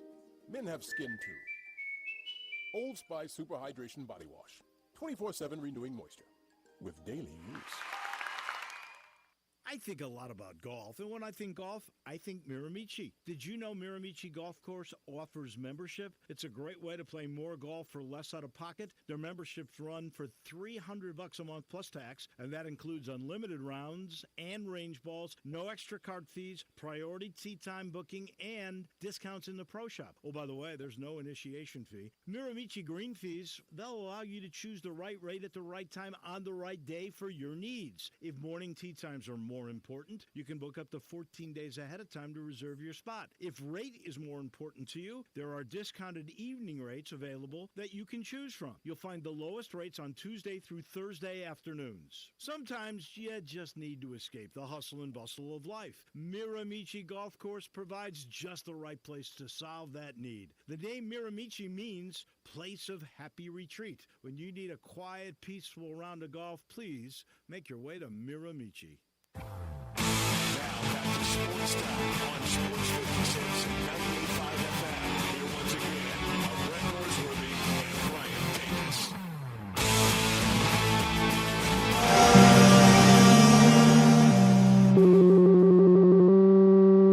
Big Daddy. Hello, Big Brand. It's a guy, he wants to be big, then he gets big, he doesn't want to be big anymore, then he gets small, but the suit's too big. Big Daddy. The big boy. You're a big guy. I think she's trying to pull a fast one on Big Daddy. The big number of the day. Well, Brett, my big number today comes from Major League Baseball in a couple different directions. I could go with, because I see 3 or 4 big numbers that I could use, but I'll go with the number 7. The Braves have collected 54 hits over their last 7 games. Of those 54 hits, 21 have left the yard. That's 38.9% of their hits being home runs in the last 7 games. That's the highest percentage of a team's hits being home runs over a 7-game span in Major League Baseball history, with a minimum of 50 hits. So the Braves, at least doing it at the plate, hitting the ball well and hitting the long ball. How about that? They are, and just so much to overcome, and maybe they can. Maybe that organization, that general manager, that field manager. If there's anybody that can do it, it's the Braves. They can, and they'll be back for sure next year. Is it allowed for me to have a decimal point? Oh, absolutely. Brett, as you know, I think most things go for me with big numbers. I know Johnny played by different rules. But Johnny he had a high standard. He did. He didn't like that at all. No, he did not. But I think it's fine. Connor, you good with a decimal point? You okay? I think a decimal. I'm perfectly fine with the decimal point. Okay. Cool. Mine is 4.5. No, that wasn't my grade point either. It's Arkansas's Las Vegas over and under for the year. 4.5 That's for crazy. Sam Pittman. He's 23 and 25 in his 4 completed years at Arkansas. Here's the win totals. 4, working backwards, 4, 7, 9, 3, 2, 2, 4. Some of those were Chad Morris, and I think that 4 might even been Brett Bielema. That's the last 7 years. 4, 7, 9, 3, 2, 2, 4. 2011, the last double-digit win for Arkansas. That was Bobby Petrino when he had it rolling there. That was the end of the 2011 season. They go 11-2. And then April 1st, 2012, we know what happened. He's back as offensive coordinator. If you had to bet right now, would you bet over 4.5 or under? Well, actually, I literally just pulled it up so I could look at it. Oh, man. I'm going to go... I literally just counted it out, and the ones I said definite, I can write this down as a win. I have 4. So I'm literally right there at the number. I'm going to say under.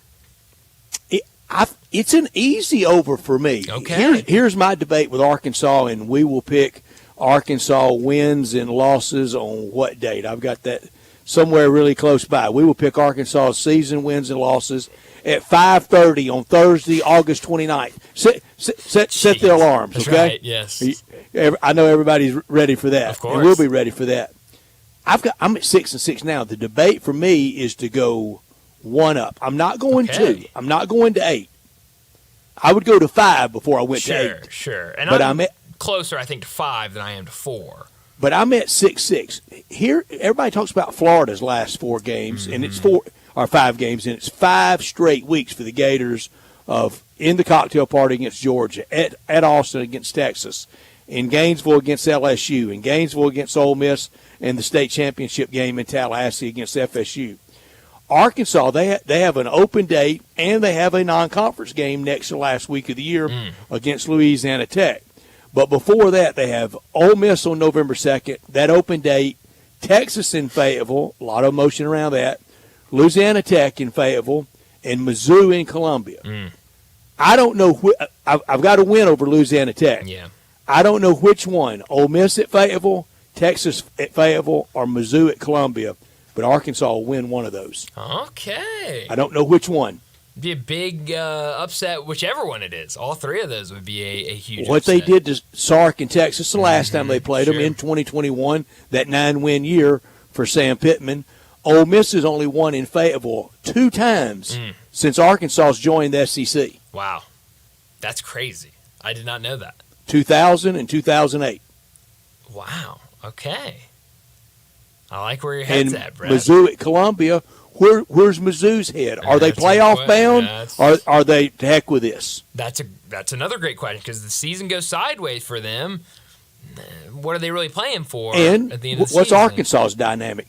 The November chemistry, team room dynamic. In last year, they quit on Sam Pittman and did it in front of their home fans in that Auburn and Missouri game. Definitely did. But that's a great point, Brett, because we could definitely see a world, and it's not crazy to think about, where Missouri not playing for playoff Luther Burden, I'm out of here. They're done. And then on the other side, Arkansas has 5 wins. They're playing for a bowl spot and trying to win that 6th game against Missouri to get bowl eligible. I think we could see that. 3 years after this year left on Sam Pittman's deal, I was under kind of the mindset of if he had 7-8 win year, he might walk away. A well-placed Arkansas source told me, he goes, "You walking away from $15 million?" Well, that's a good question. After a winning year? Yeah, I'm definitely not doing that. You'd need your head checked if you did. Yes, especially after kind of the low expectations going into the season. And the idea of maybe a buyout and a nice farewell, not going to happen. He'll want $15 million, For sure. and I don't blame him. You got that type of money on the line, I don't blame him either. You got a signed, enforceable, and a court of law contract. Exactly. You might as well use it. Might as well. So, it's Arkansas is going to be interesting to keep up with this year. But we need to go ahead and get to a break. But before we do that, let me tell you about our friends over at Bell Tavern. Go over there for the weekend. I know people are looking for a place to watch the game tonight. I've got just the spot for you. It's Bell Tavern, located at 117 Barbaro Alley, open from 4 to 11 Wednesday through Saturday and 4 to 8 on Sundays. I know nobody likes a loud bar where you can't hear yourself think, much less talk, but that's the opposite of Bell Tavern. Start the night with a gourmet burger and one of their great cocktails and a quiet, dimly lit bar that you can enjoy a game at with your friends. And it's not just the burgers. Bell Tavern has the best bar food in Memphis and the coldest beer in the city. For more information about our friends at Bell Tavern, give them a call, 901-249-6580. That's 901-249-6580, or go online to belltavern.com. Let's go ahead and get to that break. When we come back, we'll talk about CBS Sports' preseason rankings 1 through 134 in college football, where some of those top teams stand, and also where the Tigers are, where some of those other group of 5 teams land on CBS Sports. We'll do that next on Sports Time.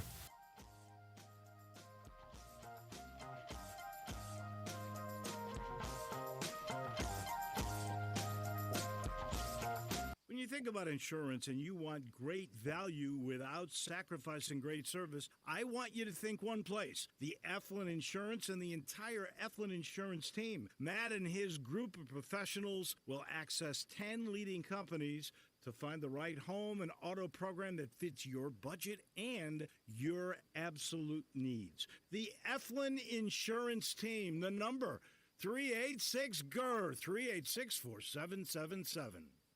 Genesis Diamonds is opening up the vault with our largest GIA diamond event ever.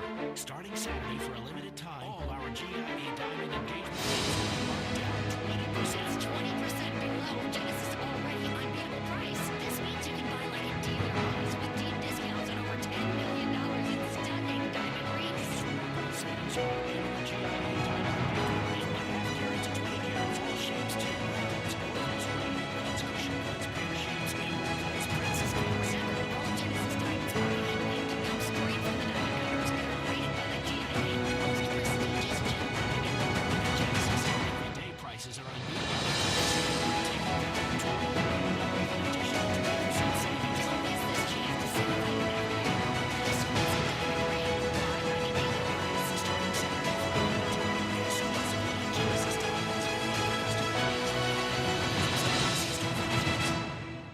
All right, when it comes to getting life insurance for your family, a lot of excuses can get in the way. But ask yourself this: if something were to happen to me, who would pay the mortgage, the kids' education, and the other bills? Then forget the excuses and check out Ethos Life, the online, easy way to get life insurance in 10 minutes. Ethos has rates that you can afford, like a $500,000 policy for a 40-year-old male starting at $1 a day or $30 a month, with a few health questions and no medical exam. Get your free quote right now at checkethos.com. That's checkethos.com. Not available in all states. Rates do vary. Chris Price here for Brian Elder Roofing. For nearly 2 decades, we've installed some of the best roof systems across the Mid-South. To the tens of thousands of clients we've served, we are honored. So many of you call our team at Brian Elder Roofing your roofers. Our team is dedicated to serving you and keeping your family safe, dry, and mold-free. The recent hailstorms have caused massive damage, and many of these will go unnoticed for years, even though the golf ball-sized hail we just experienced in the Mid-South compromises even the best-built roof system. Whether we find damage or not, your photos are securely stored for future reference. Call Brian Elder Roofing today for a total evaluation of your entire roof system free. We will not try to sell you a roof if all you need is a repair. Call me at 901-867-0303. That's 901-867-0303. Or visit us online at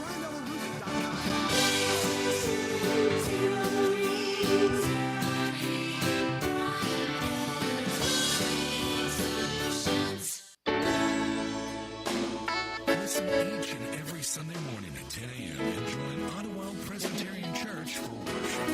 Ottawa is a DC USA church located in town Memphis. Sports 56 traffic. Good afternoon. It's gotten even heavier in the last few minutes on 240 East from Mill Branch all the way out to Billmore. Parkway 385, which looks pretty decent right now as you head out towards Collierville. 240 East, not bad. At the moment, over here up by Poplar, Walnut Grove. Now, it won't be long before it starts to crank up over here on 40 East from Sycamore View Road all the way out into Fayette County. Still wants to run a little bit heavier than it has the last couple of days. 55 northbound here in the construction zone up by South Parkway. Havenleaf Showers is your curbless shower specialist. Transform your bathroom with a tub curbless shower conversion. Check out havenlyshowers.com this weekend. I'm Commander Chuck with your on-time traffic. We are Sports 56, WHBQ Memphis, and W253DF Memphis. Flynn Broadcasting Stations. Oh, yeah. Now back to Sports Time on Sports 56 and 98.5 FM. Here once again are Brett Norsworthy and Brian Davis.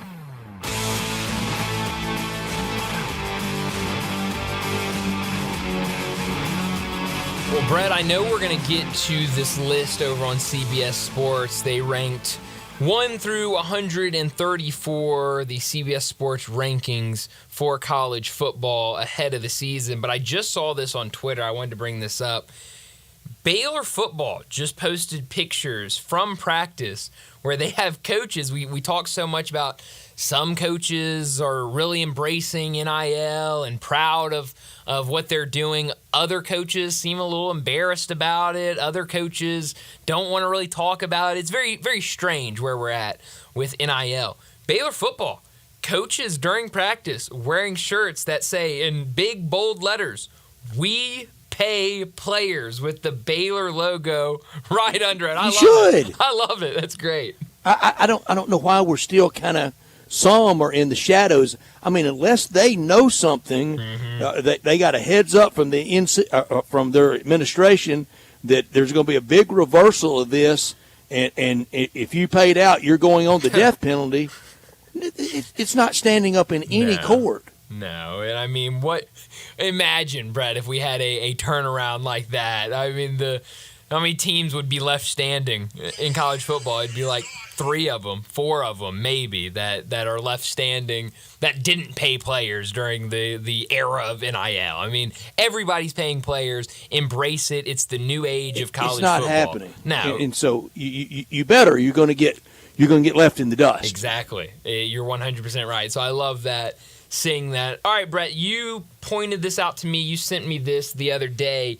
CBS Sports, they've put out their preseason rankings, college football 1 to 134.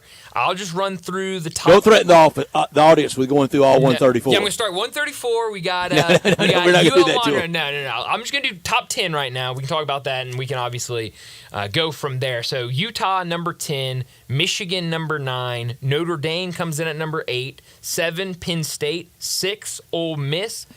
5, Alabama. 4, Texas. 3, Oregon. 2, Ohio State. And number 1, the University of Georgia. And I tell everybody, I beg everybody, when you see all these lists, don't worry about seeing a list that may have out of a top 10 or a top 20 of 10 SEC teams and 5 Big Ten teams. They're not all getting in. We know there are 5 guaranteed slots. Conference champions of the Big Ten, of the SEC, of the ACC, of the Big 12, and the Group of 5 team, of which the Memphis Tigers can win that. So what I did, I went through that 134, and I did my bracket according to how they had it listed. That would be Georgia, the number 1 seed, Ohio State, the 2, Utah, the 3. That's right. It doesn't matter if Utah is, well, I guess it would for seeding. I was going to say if they're 99th, they win the Big 12, they're going to have one of those, but they may not be the 3 seed. But for now, according to seeds, they're the 3, FSU the 4. Then Oregon 5, Bama 6, Ole Miss 7, Penn State 8, Notre Dame 9, Mizzou 10, LSU 11, and they have Boise State at 30, and that's the first Group of 5 team. The Memphis Tigers are 35. I'm going to make a couple points about that, but it also would, if this ended up being right at the end, that would be Ole Miss hosting Missouri in Oxford in the first round of the college football playoff, and they don't play regular season. That's something I think they would be very interested in and glad happened. For the Tigers, and I've talked all summer about it, the days are over of having the solidarity with the other teams that you feel aggrieved by and not in the power conferences. You're probably right. You are right about all that. You should be. You should be really mad over it. But until that changes, this is what we're dealing with. You can't pull for them anymore. There's no champion of the little guy concentration anymore. And here's what we need to have happen with Boise. Starting August 31st, Clay Helton, do us a big favor. At Georgia Southern for Boise State. Wow. Week 2, September 7th, at Oregon. These are possible losses on the Boise schedule. September 28th, home against Washington State. October 26th, Barry Lamar, Dave Odom, and UNLV. Do us a favor with UNLV knocking Boise State out. November 2nd, home against San Diego State for Boise State. What a weather contrast for San Diego State. Bryant, remember that one on wagering. With San Diego State going to Boise. November 30th, Oregon State. Bryant, Boise's not getting there. They're going to get nicked up along the way. Yeah, no, there are definitely some difficult games on this schedule, and you mentioned them. You know, the big one that jumps out to me kind of in the middle is the one that you pointed out as well at UNLV on October 25th. Barry Odom's done a great job over there. It'll be Vegas' Super Bowl. It definitely will be, and so they'll want to go all out. That's going to be a CBS Sports Network game, and that's one that it screams. It is CBS Sports Network at 9:30 at night our time. So yeah, I think there are a lot of games. What's that day? Where am I that day? That's a good question. That's Ole Miss in Oklahoma day in Oxford. Wow. And I'll be wanting to watch that late at night. Yes, you will. That'll be a really fun game. So yeah, I mean, there is are definitely 221 on DirecTV. I think it is. I don't have DirecTV, so I'm not positive on that. So consensus that Boise's not going to get there. It just feels like they have too many potholes that can get them off track this year. All right, next one. And remember, if this team was one of those 6 or 7 teams, 10.5 or higher on season win total, Liberty, they're going to be a problem. Yes, they are. Tiger fans, again, no solidarity with the aggrieved. You need to be hating them. That's right. September 7th at New Mexico State. The simplest for the AAC and the simplest for the Tigers. September 21st, Liberty plays East Carolina at home. Yep. Go Pirates.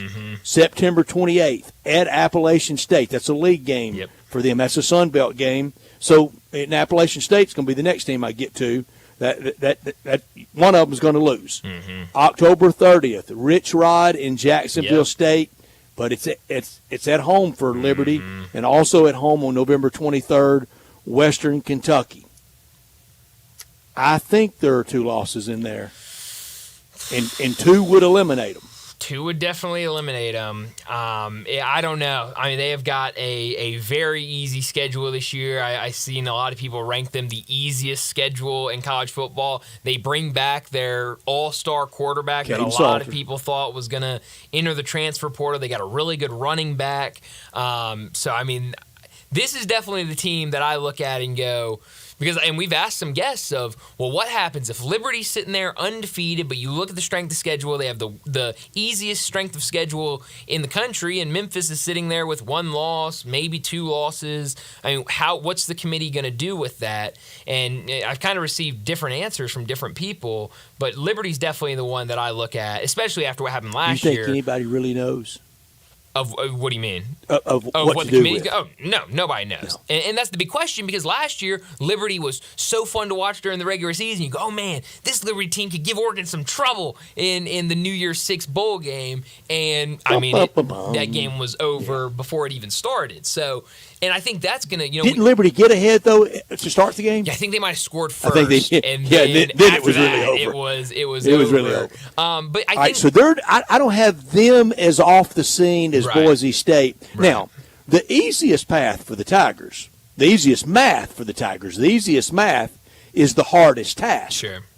Just go 13-0. Just go 13-0, yeah.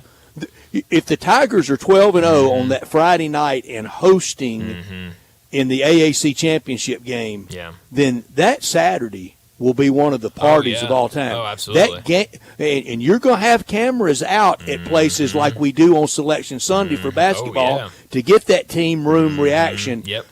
They can set up the cameras definitely at the U of M because it's just a matter of what the seed's going to be. And the seed would be better than a 12. You're definitely right about that. Absolutely.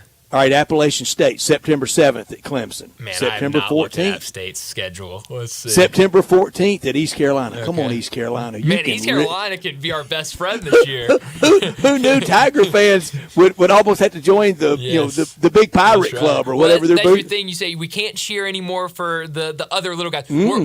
Except for East Carolina, we'll cheer for East Carolina this year. And they're in your league, and when they're if they're doing this, that's buttressing the prestige of the league. September 17th, is that the right date? Did I write that down right? South Alabama. September 19th. I can't read my own writing. September 19th against South Alabama. September 28th. The Liberty game I mentioned. October 5th at Mark. App State's not in the picture, are they? It doesn't feel like it now. I mean, even have JMU late in the year. Yeah, I mean, maybe they could be. I think they could be maybe that surprise team. If they can get through and play competitive against Clemson, maybe even pull an upset against Clemson, then you start talking about them. But right now, I don't feel like they're really in that picture. UTSA, Texas San Antonio, the Roadrunners. September 14th, they play Texas. September 28th at ECU. There we go. How about that? And then the Tigers go down there November 2nd. That is simple how you eliminate them. Oh, yeah. And they are 47th in the CBS 1 through 134. Fresno State, opening afternoon, August 31st at national champion Michigan. Fresno State's going to be a problem. Yeah. September 14th, home against New Mexico State. If they beat Michigan, there's really going to be a problem. For sure. October 12th, home against Washington State. November 9th at Air Force. November 30th at UCLA. If they need that big resume, look at us win, they could pull that off against UCLA on Certainly the last could. Saturday of the year. Absolutely. A lot of new at UCLA, new head coach, and some question marks around what that team can be. They'll be just getting done with the first season in the Big Ten where they're going everywhere in the country. That could be a really big game late in November. 56th in this ranking for Fresno State in the 1 through 134. USF, South Florida, they're 64th. They get Alabama September 7th. And I think some Alabama people really want to blast them after the escape, the near miss last year, September 14th at Southern Miss, and the Tigers play them down in Tampa on October 11th. I don't think they will factor in. The only one from the Sun Belt ranked 65th in this 1 through 134, Texas State. Play along. So the chaos that we're wanting for the Tigers happens everywhere in college football. Sure. But along the way, the Tigers get nicked up at FSU and somewhere in the, I think, 3 tough road games, South Florida, Tulane, and at Texas San Antonio. I didn't have them in the right order, but they play all those on the road. They get nicked up. Here comes Texas State. September 7th, Texas San Antonio. That's Texas State Super Bowl. That's right. September 14th, home against Arizona State. November 16th, home against Southern Miss. November 29th, home against, at South Alabama. Yeah, I think, and I'm glad you brought Texas State up, because I think Texas State could be the team that is that dark horse team to look out for. Because, like you said, I know there's a lot of people that are buying high on UTSA right now. I am not buying in on it. I just don't see it. They've just lost so much. I know they've got a great head coach, but I don't think we know what life has been like when they've tried it without Frank Harris. Exactly. Now they have to. Now they got to do it without Frank Harris. And so I think that could be an issue. But you look at that. So, those first 2 games, Arizona State could give them – that could be a good win over a power conference team. They beat Arizona State. That would be the reaction. Exactly. And, I don't think Arizona State's going to be very good this year. I like Kenny Dillingham, but I just don't think they're going to be very good. And Clay Helton and Kenny Dillingham can do us some favors, can't they? They really and Barry Lamar, Dave Odom. Absolutely. A lot of Memphis ties around that could help the Tigers out this year. But that's 3 pretty good football coaches. Absolutely. And you look at the rest of that schedule for Texas State when they get into conference, and I think very doable and a lot of very winnable games. They are going to be a team that you're going to have to – State, the 12 seed? Yeah, you're going to have to watch them all season, Brett. Yep. The group of 5 team? And if that's the case, Oregon will beat them by 8. Oh, yeah. If just like they did last year against Liberty. Against Liberty, unfortunately. So I would rank the group of 5 representative as Memphis 1, Liberty 2, Fresno 3, Texas State 4. Yeah. I'm not as concerned about Boise State as all the preseason prognosticators. Yeah, and I need to look. That's something I'm going to do this week, and I have not spent time at all looking at what Boise State has this year in terms of production and players. I know they lost a handful from last year's team, but it seems like as we get closer to the season, it feels like, and I don't know if it's just me, it feels like earlier in the offseason, Memphis has been a team a lot of people have talked about, but Fresno State was also a team that a lot of people talked about, and I felt like earlier in the offseason we saw more Fresno State hype than we are now, and I feel like we're seeing more Boise State hype than we saw earlier in the offseason. It feels like they almost maybe switched places. So I need to look at Boise State this weekend, but you're right. Just looking at their schedule and looking at some of these teams they have to play, it's going to be tough. And not saying it's not going to be tough for Memphis. I mean, you look at the Tigers' schedule and some of those road games they've got this year. USF was a very close game last year, and they're only going to get better. That could play upset. I mean, there are some traps on the schedule for Memphis as well. I think every team has those. But looking at Boise, it feels like they have more traps than Memphis do right now. Did you know that there's a Twitter site that's the site of it is Message Board Geniuses at Board Geniuses. Brett, have you ever been to it? One of my favorite follows. I mean, it's Is beautiful. it really? Especially, it usually dies down in the summer. 109,000 followers. I'm one of them. But usually dies I'd down never heard in the of summer. it until 20 seconds ago. And yes, when college football season rolls around, that's really when it starts heating up. That and towards the end of the season when every coach is getting fired. So let me see who I follow that follow. It's a great follow. It's great. Right, Dacus, what are you doing following this crazy site? It's awesome. It's great. It's a fantastic site. Ty Richardson follows it. Richard Cross follows. Yep. Heck, I'm about the only. That's right. Ryan Fowler follows it. I don't. I promise you, if I've ever told the truth on this show, I'm telling it now. I have never one time been to a message board. Well, Never. that's almost the joy of this Twitter site. Is they just post the most outlandish, crazy things from message boards, and so you could Because see having them. never gone, I know what's there. Yes, no, I see that Lane Kiffin has retweeted Message Board Genius that tweeted this morning at 9 o'clock. Multiple inside sources tell MBG that Ole Miss quarterback Jackson Dart has torn his ACL. Yep. And how about that? That was the. Do you know how much that interrupted my morning walk this morning? Man. Oh, I didn't even think about that. But I did think of you when I saw it this morning. But I did not text you. But I'm sure you got a lot of texts. From now on, please do. Yes, that was. I mean, it was ding, ding, ding. Oh, yeah. I'm walking at 6:40, and it was like the world had come to an end. Well, for a second there, I'm sure a lot of people. He felt has not like torn his ACL. No, he has not. But that was, of course, from Maroon and White Daily.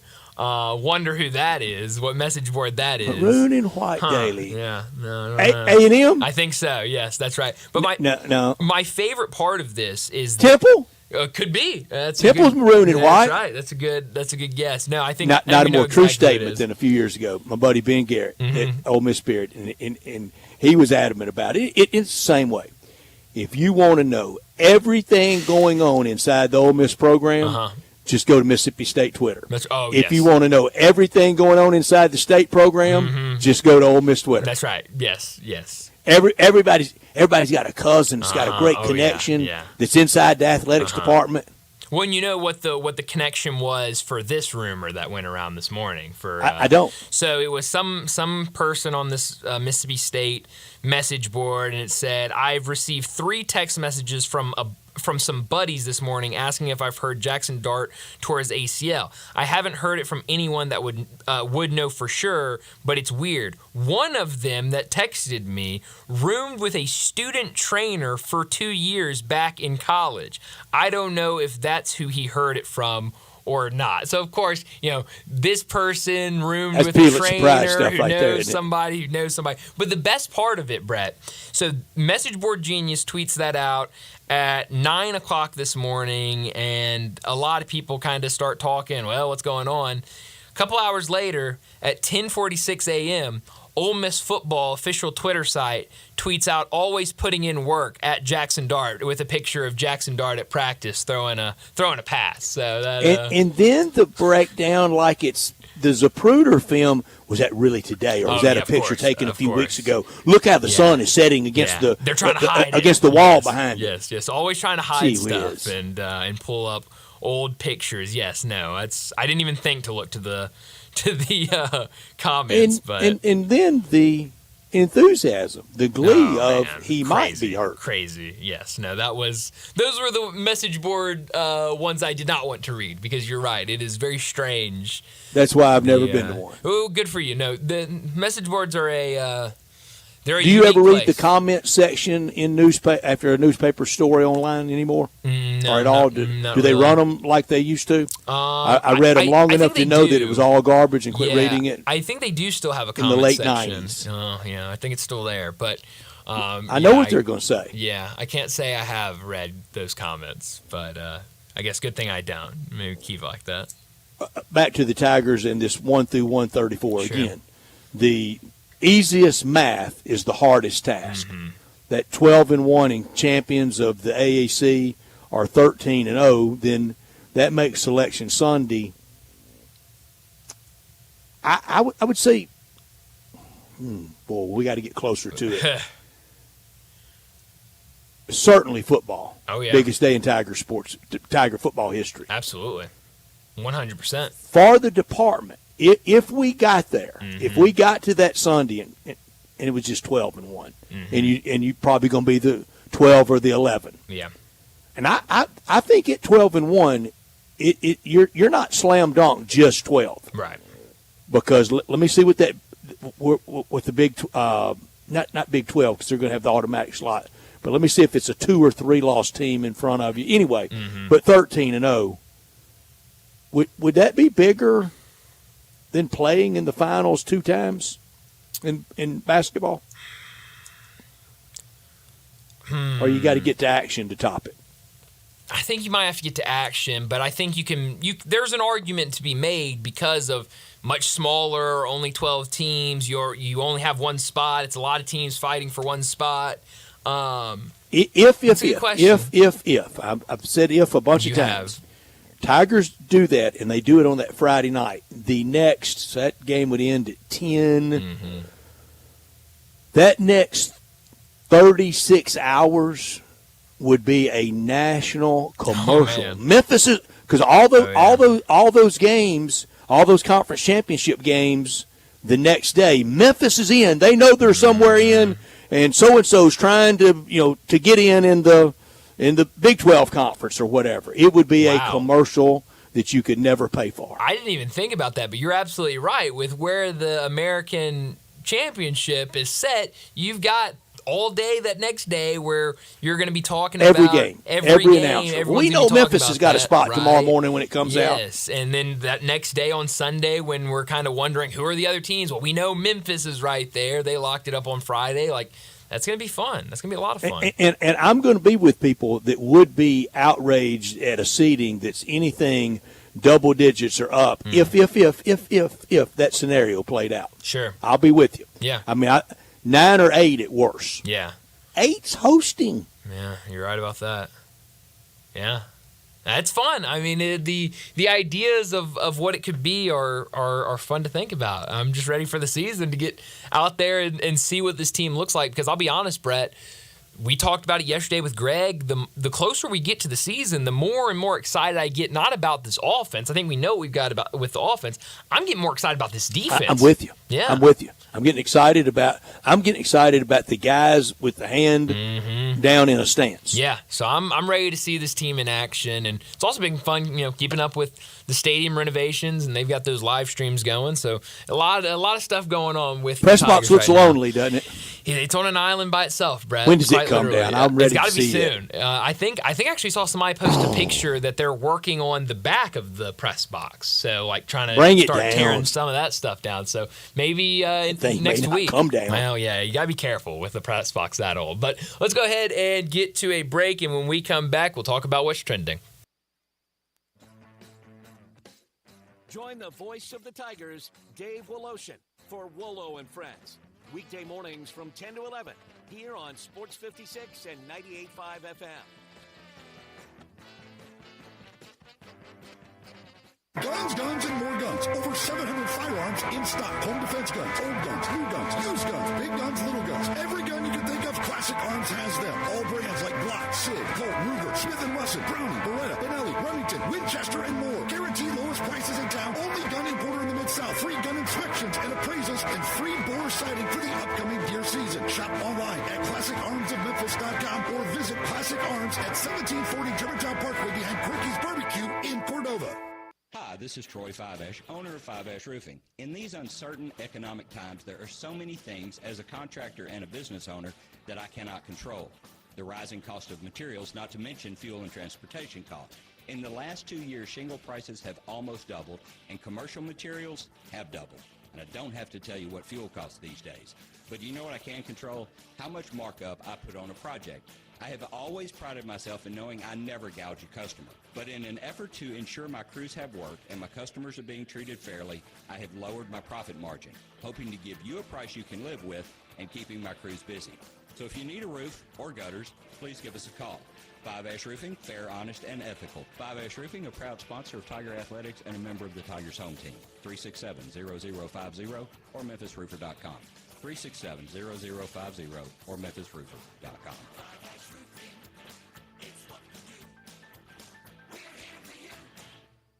Fox Sports Radio's teamed up with Tire Rack this summer to give away a set of 4 tires every 2 weeks through August 25th. 3 lucky winners will each receive a set of 4 tires from Tire Rack, plus vehicle installation, taxes, and fees valued up to $1,500.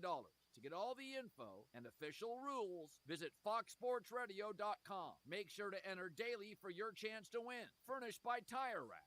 TireRack.com, the way tire buying should be. The best golfers on the PGA Tour are coming to Memphis to kick off the FedEx Cup playoffs at the FedEx St. Jude Championship. Sports 56 and 98.5 FM will be broadcasting live at TPC Southwood throughout the day, Wednesday through Friday of tournament week, keeping you up to date with the latest tournament news. Our coverage from TPC Southwood and Sports 56 and 98.5 FM is brought to you by Landers Ford in Collierville. Also sponsored by Sissy's Log Cabin, First National Bank, Ronnie Grisani's, Banyan Tree Realtors, DeSoto Honda, Jim's Place, and South Haven Supply. Jason's Deli. When you're dining in or picking up curbside, you can expect wholesome food and no surprises. Just delicious sandwiches, crisp salads, and quick quality meals made with the freshest ingredients and no artificial trans fats, MSG, high fructose corn syrup, or artificial colors and dyes. Around here, a lot of thought goes into what we put into our food and what we take out of it. Because you're not just taking the bite, you're getting a taste of who we are. New items are constantly being created to expand our menu for all tastes and special diets, vegan and gluten-free options available, convenience, and on-time delivery you can count on. It's just a click away at jasonsdeli.com. So whether you need to feed 5 people or 5,000, the team at Jason's Deli, they have the credentials and the commitment to keep you satisfied. Freshness is nearby at Jason's Deli, locations at Ridgeway and Park Place Center, Poplar Highland, Germantown Road in Cordova, and Goodman Road in Olive Branch. Jason's Deli is wholesome food and no surprises. Do you know one of the best things you can do for your employees or family's health? Provide Arctic Clear bottled water. Arctic Clear bottled water is your locally owned and operated bottled water provider. Arctic Clear is 100% natural spring water with free delivery and setup, dependable service, and no long-term contracts. What an easy choice. Call Jeff Manus today, 901-382-2363, or visit arctic-clear.com. Arctic Clear bottled water. Call now, 382-2363. That's 382-2363. Good afternoon. It's starting to pick up with more volume right on schedule for this time of the afternoon over here on 40 eastbound from Sycamore View Road all the way out into Fayette County as it cranks up at times over here with a little bit more volume than the last 10-15 minutes on 240 east from Perkins all the way to 385 Bill Morris Parkway. Weimer's Jewelry, 7525 Highway 64 is your full-service family-owned jewelry store right here in Memphis. Go by and see them this weekend. I'm Commander Chuck with your on-time traffic. Good afternoon. Starting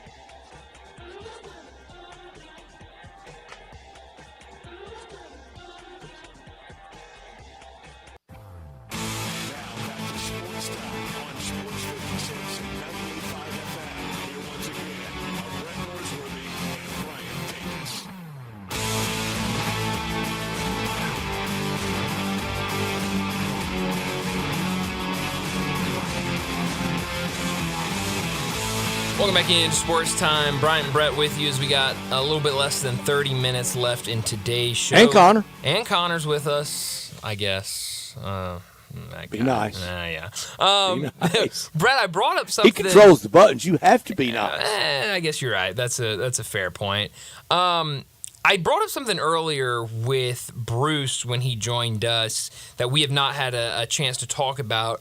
Mario Cristobal earlier today, Miami's head coach, told coaches that are accusing other teams of tampering, just play ball, man, and then went on to a longer explanation where he kind of talked about how he thinks tampering has been around, or at least some sort of the idea of tampering has been around before, for a really long time, and that it's just, stop complaining and freaking out about this stuff and just play ball. What did you make of what Mario Cristobal had to say?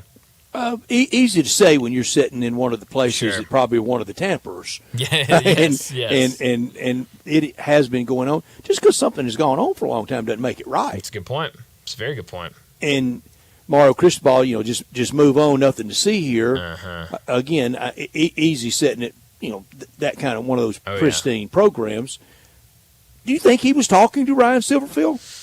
I don't think so, because Ryan Silverfield's not the only coach that has not close. Has said a lot of that. I don't even know what the everybody question says was somebody's doing it. Sure, yes. In the SEC, everybody's saying that one over there is doing it. Right. And so I'm sure the question was just, Miami has been one of the teams that, has some boosters that are very, very outspoken about the money that they're putting to the program. They want to win, and they want to win now. You're right. So I think, this is just a, beat writer saying, hey, look, Miami is one of the top programs in terms of being out front of NIL. There's a lot of coaches that are complaining about it. What do you say about it, Mario? And that's the answer he gave. I don't think it was anything just based on what Ryan Silverfeld had to say yesterday. I bring up this story now, and I've waited this long, not because the lack of or how important it is. I've waited this long to bring it up because I don't think it's anything to fret and worry about. But you're seeing in a lot of at sports media sites today, I think Sports Business Journal and others had the story about Diamond Sports Group may drop several Bally Sports regional sports networks if and when it emerges from bankruptcy. Up to 5 NBA franchises named: New Orleans, Oklahoma City, Memphis, Dallas, and Detroit. I've waited this long to really bring it up because from all I understand, a lot of things are changing out there. We've seen it with Bally's for a while, with the regional sports networks and some issues that they've had. I will guarantee by opening night, it's going to be settled. You're going to find where to get to and watch the games. It's going to be the crew we're familiar with and love, with Rob and Brevin and Chris on the set pregame, the game announcer, Pete Pranica with Brevin Knight beside him, and postgame like it's been. It's going to be somewhere. It'll be easy to find, and you'll get used to it in about 2 games. Yes. No, you're absolutely right. And we're seeing already teams have to kind of go this direction more in baseball than we are in basketball. I think there are a couple in the NBA that are already on this. And there are some teams that have floated the idea of doing it voluntarily. The Suns, most notably, have kind of gone out there and said, we want to make our own streaming service where, we can, because a big part of it, to them at least, is the blackouts. And, a lot of fans are hit with blackouts that are in the area and different things. And so just kind of the idea of to be able to have one spot where everyone can get it, not have to worry about blackouts or anything like that. This will really challenge my never streaming. It definitely will, 100%. I think in Major League Baseball, I know the Padres, I think the Rockies might be in there as well, but there are 3 or 4 teams that are not under any umbrella. The Giants? Giants might be. No, I think the Giants are still an NBC affiliate. They are NBC Bay Area. I think, like I said, I know the Padres are. Here's what I hope happens. Here's what I hope happens, and it could, from all these articles I've read and a caller, text or two I've sent out to people that know a lot more about it than I do. Here's what I hope happens. I hope we get something like Channel 5. Yeah. And they have carriage, and also they supplement the streaming. What I don't want, though, because I don't get it on my cable package through DirecTV, I don't want it to be up there on 5.4. I want it to be on Channel 5. Sure. I turn on and watch Joe Birch. Sure, yeah, and I don't know what kind of goes into doing that. Can they? Exactly. Can they shelve that much network network stuff to carry a Tuesday night game with the pregame coming on at 6:30 and tip at 7 and post doesn't go off till 9:30? Do they? They won't on a Sunday night for NFL football.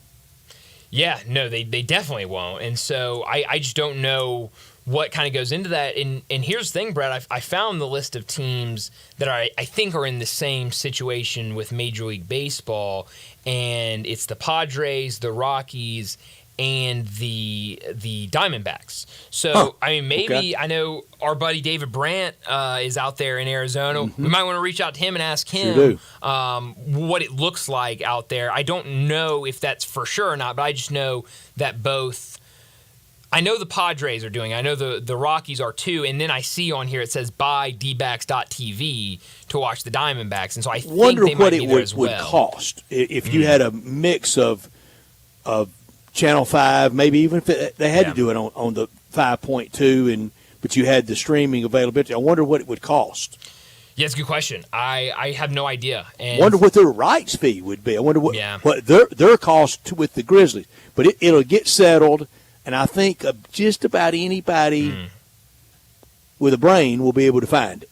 I think you're right. And I just found this this article, and I don't know what website I'm on, but it's talking about the Diamondbacks, and they're in the same situation. Major League Baseball will produce and distribute live games involving the Arizona Diamondbacks after Diamond Head Sports Group gave up the local rights to the team.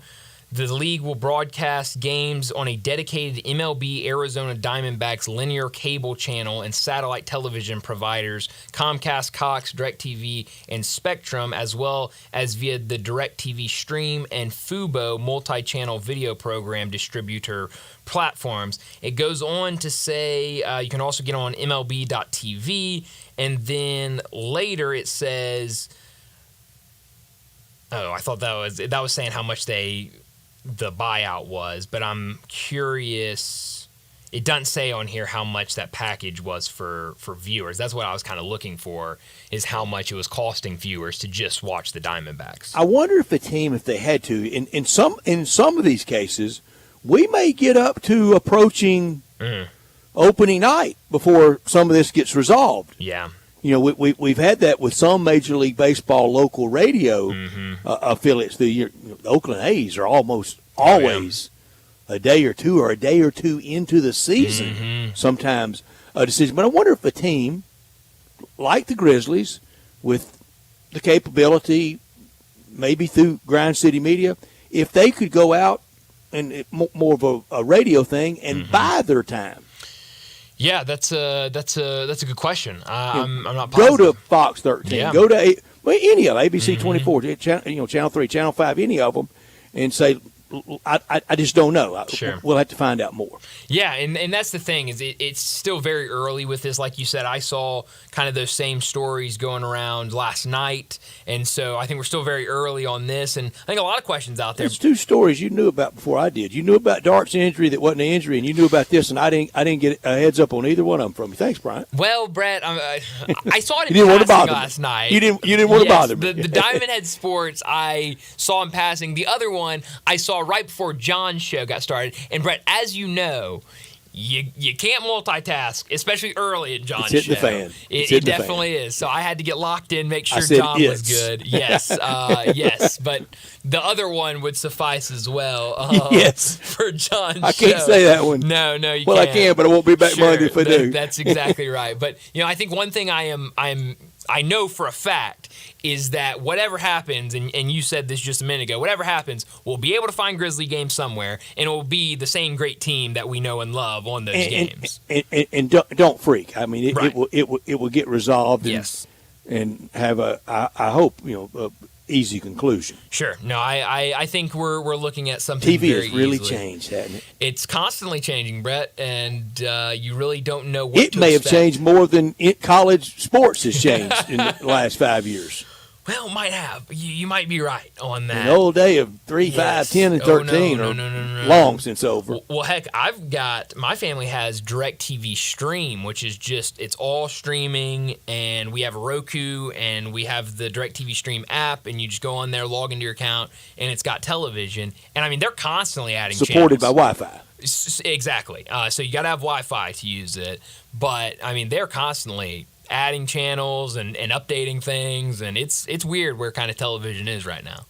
Yeah, I mean, you sometimes you have to go on a hunt, and then those I can't stand that 5.2 and 5 having to find those. Yeah, no, you're right. So I haven't had to deal with that, I don't think. But you're right, it gets a little tricky. Who is that mostly through? Is that Comcast? What exactly? Like if you're, because not everybody has that. If you could go to I'm not sure. I don't know. I don't know exactly. I know I don't have it. But I think that might be a Comcast. I'm not positive on what it is. I'm not either. No, I can't tell you. I can tell you a lot of things. That's not something I can. You're going to be over here rigging up my Roku for me. Yeah, we're gonna all be over at your house trying to get you a Roku installed and all these sign you up for all these streaming sites and everything so you can be ready to actually watch sports. Because before long, it feels like every sport is going to be on some sort of streaming service. But let's go ahead and get to our final break of the day. And when we come back, we'll wrap up today's show with Crunch Time. Broadcasting from the Family Leisure Studio, we are Sports 56 and 98.5 FM. If you're looking to play a private country club but only pay daily greens fees, then Meadowbrook Country Club in West Memphis, Arkansas is the place for you. At Meadowbrook Country Club in West Memphis, you can now play a beautiful, challenging course for only $59. Meadowbrook Country Club features champion Bermuda greens and is now available to everyone. A membership is $350 per month and includes tennis, pickleball, and swimming, plus a great restaurant and bar, all less than 15 minutes from downtown and midtown Memphis. Meadowbrook Golf Pro Mark can even fix you up with custom-made tricks on and Cleveland clubs. If golf isn't for you, try the social membership for only $250 a month. And there's 2 levels of all-inclusive junior memberships, $20 to $29 for $200 a month and $30 to $34 for $250 a month. Call for your tee time today at Meadowbrook Country Club, 870-394-4186. Now semi-private Tuesday through Sunday. Meadowbrook Country Club in West Memphis, 870-394-4186. Jenkins Floors and More invite you to their retail warehouse where they pass wholesale savings on to you. Jenkins Floors in Little Rock, Cleveland, Mississippi, and now open in Horn Lake at 2356 West Goodman Road. Specializing in flooring and carpeting, tile, plantation shutters, and blinds, Jenkins makes your life easy with a 2-week turnaround. Contractors, builders, or family projects, call 662-469-9350 for a free estimate. Owners Timmy and Rebecca Jenkins say hello to Sports 56 fans and look forward to your business. eBay Motors is here for the ride. Go ahead, feel your engine. Admire that perfectly installed exhaust. Your vehicle's moving along this freeway like it was made from fresh installs and a whole lot of love. With eBay Motors, you get over 122 million parts to keep it running. And with eBay Guaranteed Fit, they'll be the perfect fit every time. Plus, at these prices, well, we're burning rubber, not cash. Keep your ride or die alive at ebaymotors.com. Eligible items only. Exclusions apply. Take your basketball shooting and passing skills to new levels at Shoot 360 Memphis. Shoot 360 is a revolutionary basketball training facility that combines cutting-edge science and technology and provides instant objective feedback with actual hands-on, one-on-one expert coaching that will help make you the best basketball player on any court. You've heard about Shoot 360 in Collierville. Well, coming this July, Shoot 360 will have another bigger location in Cordova. Shoot 360 in Collierville and soon in Cordova will transition from 3- and 6-month memberships to a monthly membership model. And yes, you can become a member at both locations. Whether you're an aspiring young talent or NBA player, all skill levels use the Shoot 360 basketball program to learn proper shooting techniques, improve their fundamentals, and gain a competitive edge. Shoot 360 Memphis. Call them today at 901-316-5500. That's 316-5500. Or visit them at 85 Market Center Drive in Collierville. And coming in July to Cordova. The future of basketball training is here. Shoot 360 Memphis. Looking for sports in all the wrong places? Try the Owner's Box Sports Bar and Grill in Lakeland Town Square.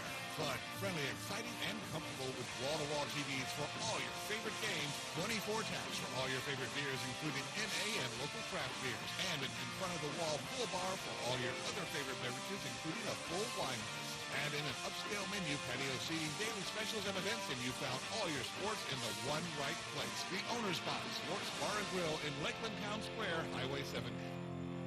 I'm with John Burgos from the world-famous Rendezvous in the Alley since 1948. Brett, we have catered parties all over this country and all over the world, from Singapore, Australia, to Central Park in New York. But many people don't realize how much we do locally. For holiday events, office parties, tailgating, birthday parties, you can't do better than the Rendezvous. For example, you can get a cheese and sausage tray for 15 to 300 people for $3.75 per person. You can even build your own nacho bar for $10.50 per person. All you need is a minimum of 15 people. In many cases, we can arrange delivery and full-service catering. We've even made it easy to get to-go items. You can just park at our front door in the alley, put on your flashes, and we'll get you going ASAP. For all your catering items and prices, go to hogsfly.com, click on menu, and drop down to catering. Thank you, John. The rendezvous, Mr. Charlie Ferguson's rendezvous, in the alley since 1948 and celebrating his 75th year. Admit it. When you start thinking about tastes of Memphis, you think treats, sweets. You think Dinstall's. For 122 years now. What is that, 5 generations? When people wanted something to bring to a party that will just make everybody happy, they bring out Dinstall's. 122 years of cashew crunch, of heavenly hash, of turtlettes, of their award-winning fudge. That's worldwide. It's known that well. Then there's the milk chocolate. It all starts there. There's the double-dip peanuts. And then every fall, those famous chocolate-covered strawberries with that fondant. And they won't tell you what's in the fondant, but it makes it oh so special. And easy to get to. 5 locations. There's where they make the candies in Pleasant View. There's Germantown. There's Collierville. There's even one downtown. And in my neck of the woods in Laurelwood. You know what? 122 years made in Memphis and enjoyed by the whole world. Dinstall's. Now back to Sports Time on Sports 56 and 98.5 FM. Here once again are Brett Norsworthy and Brian Davis.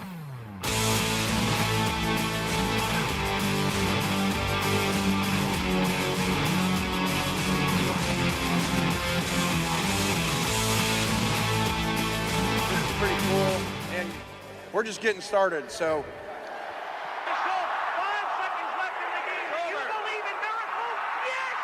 Spanning the globe.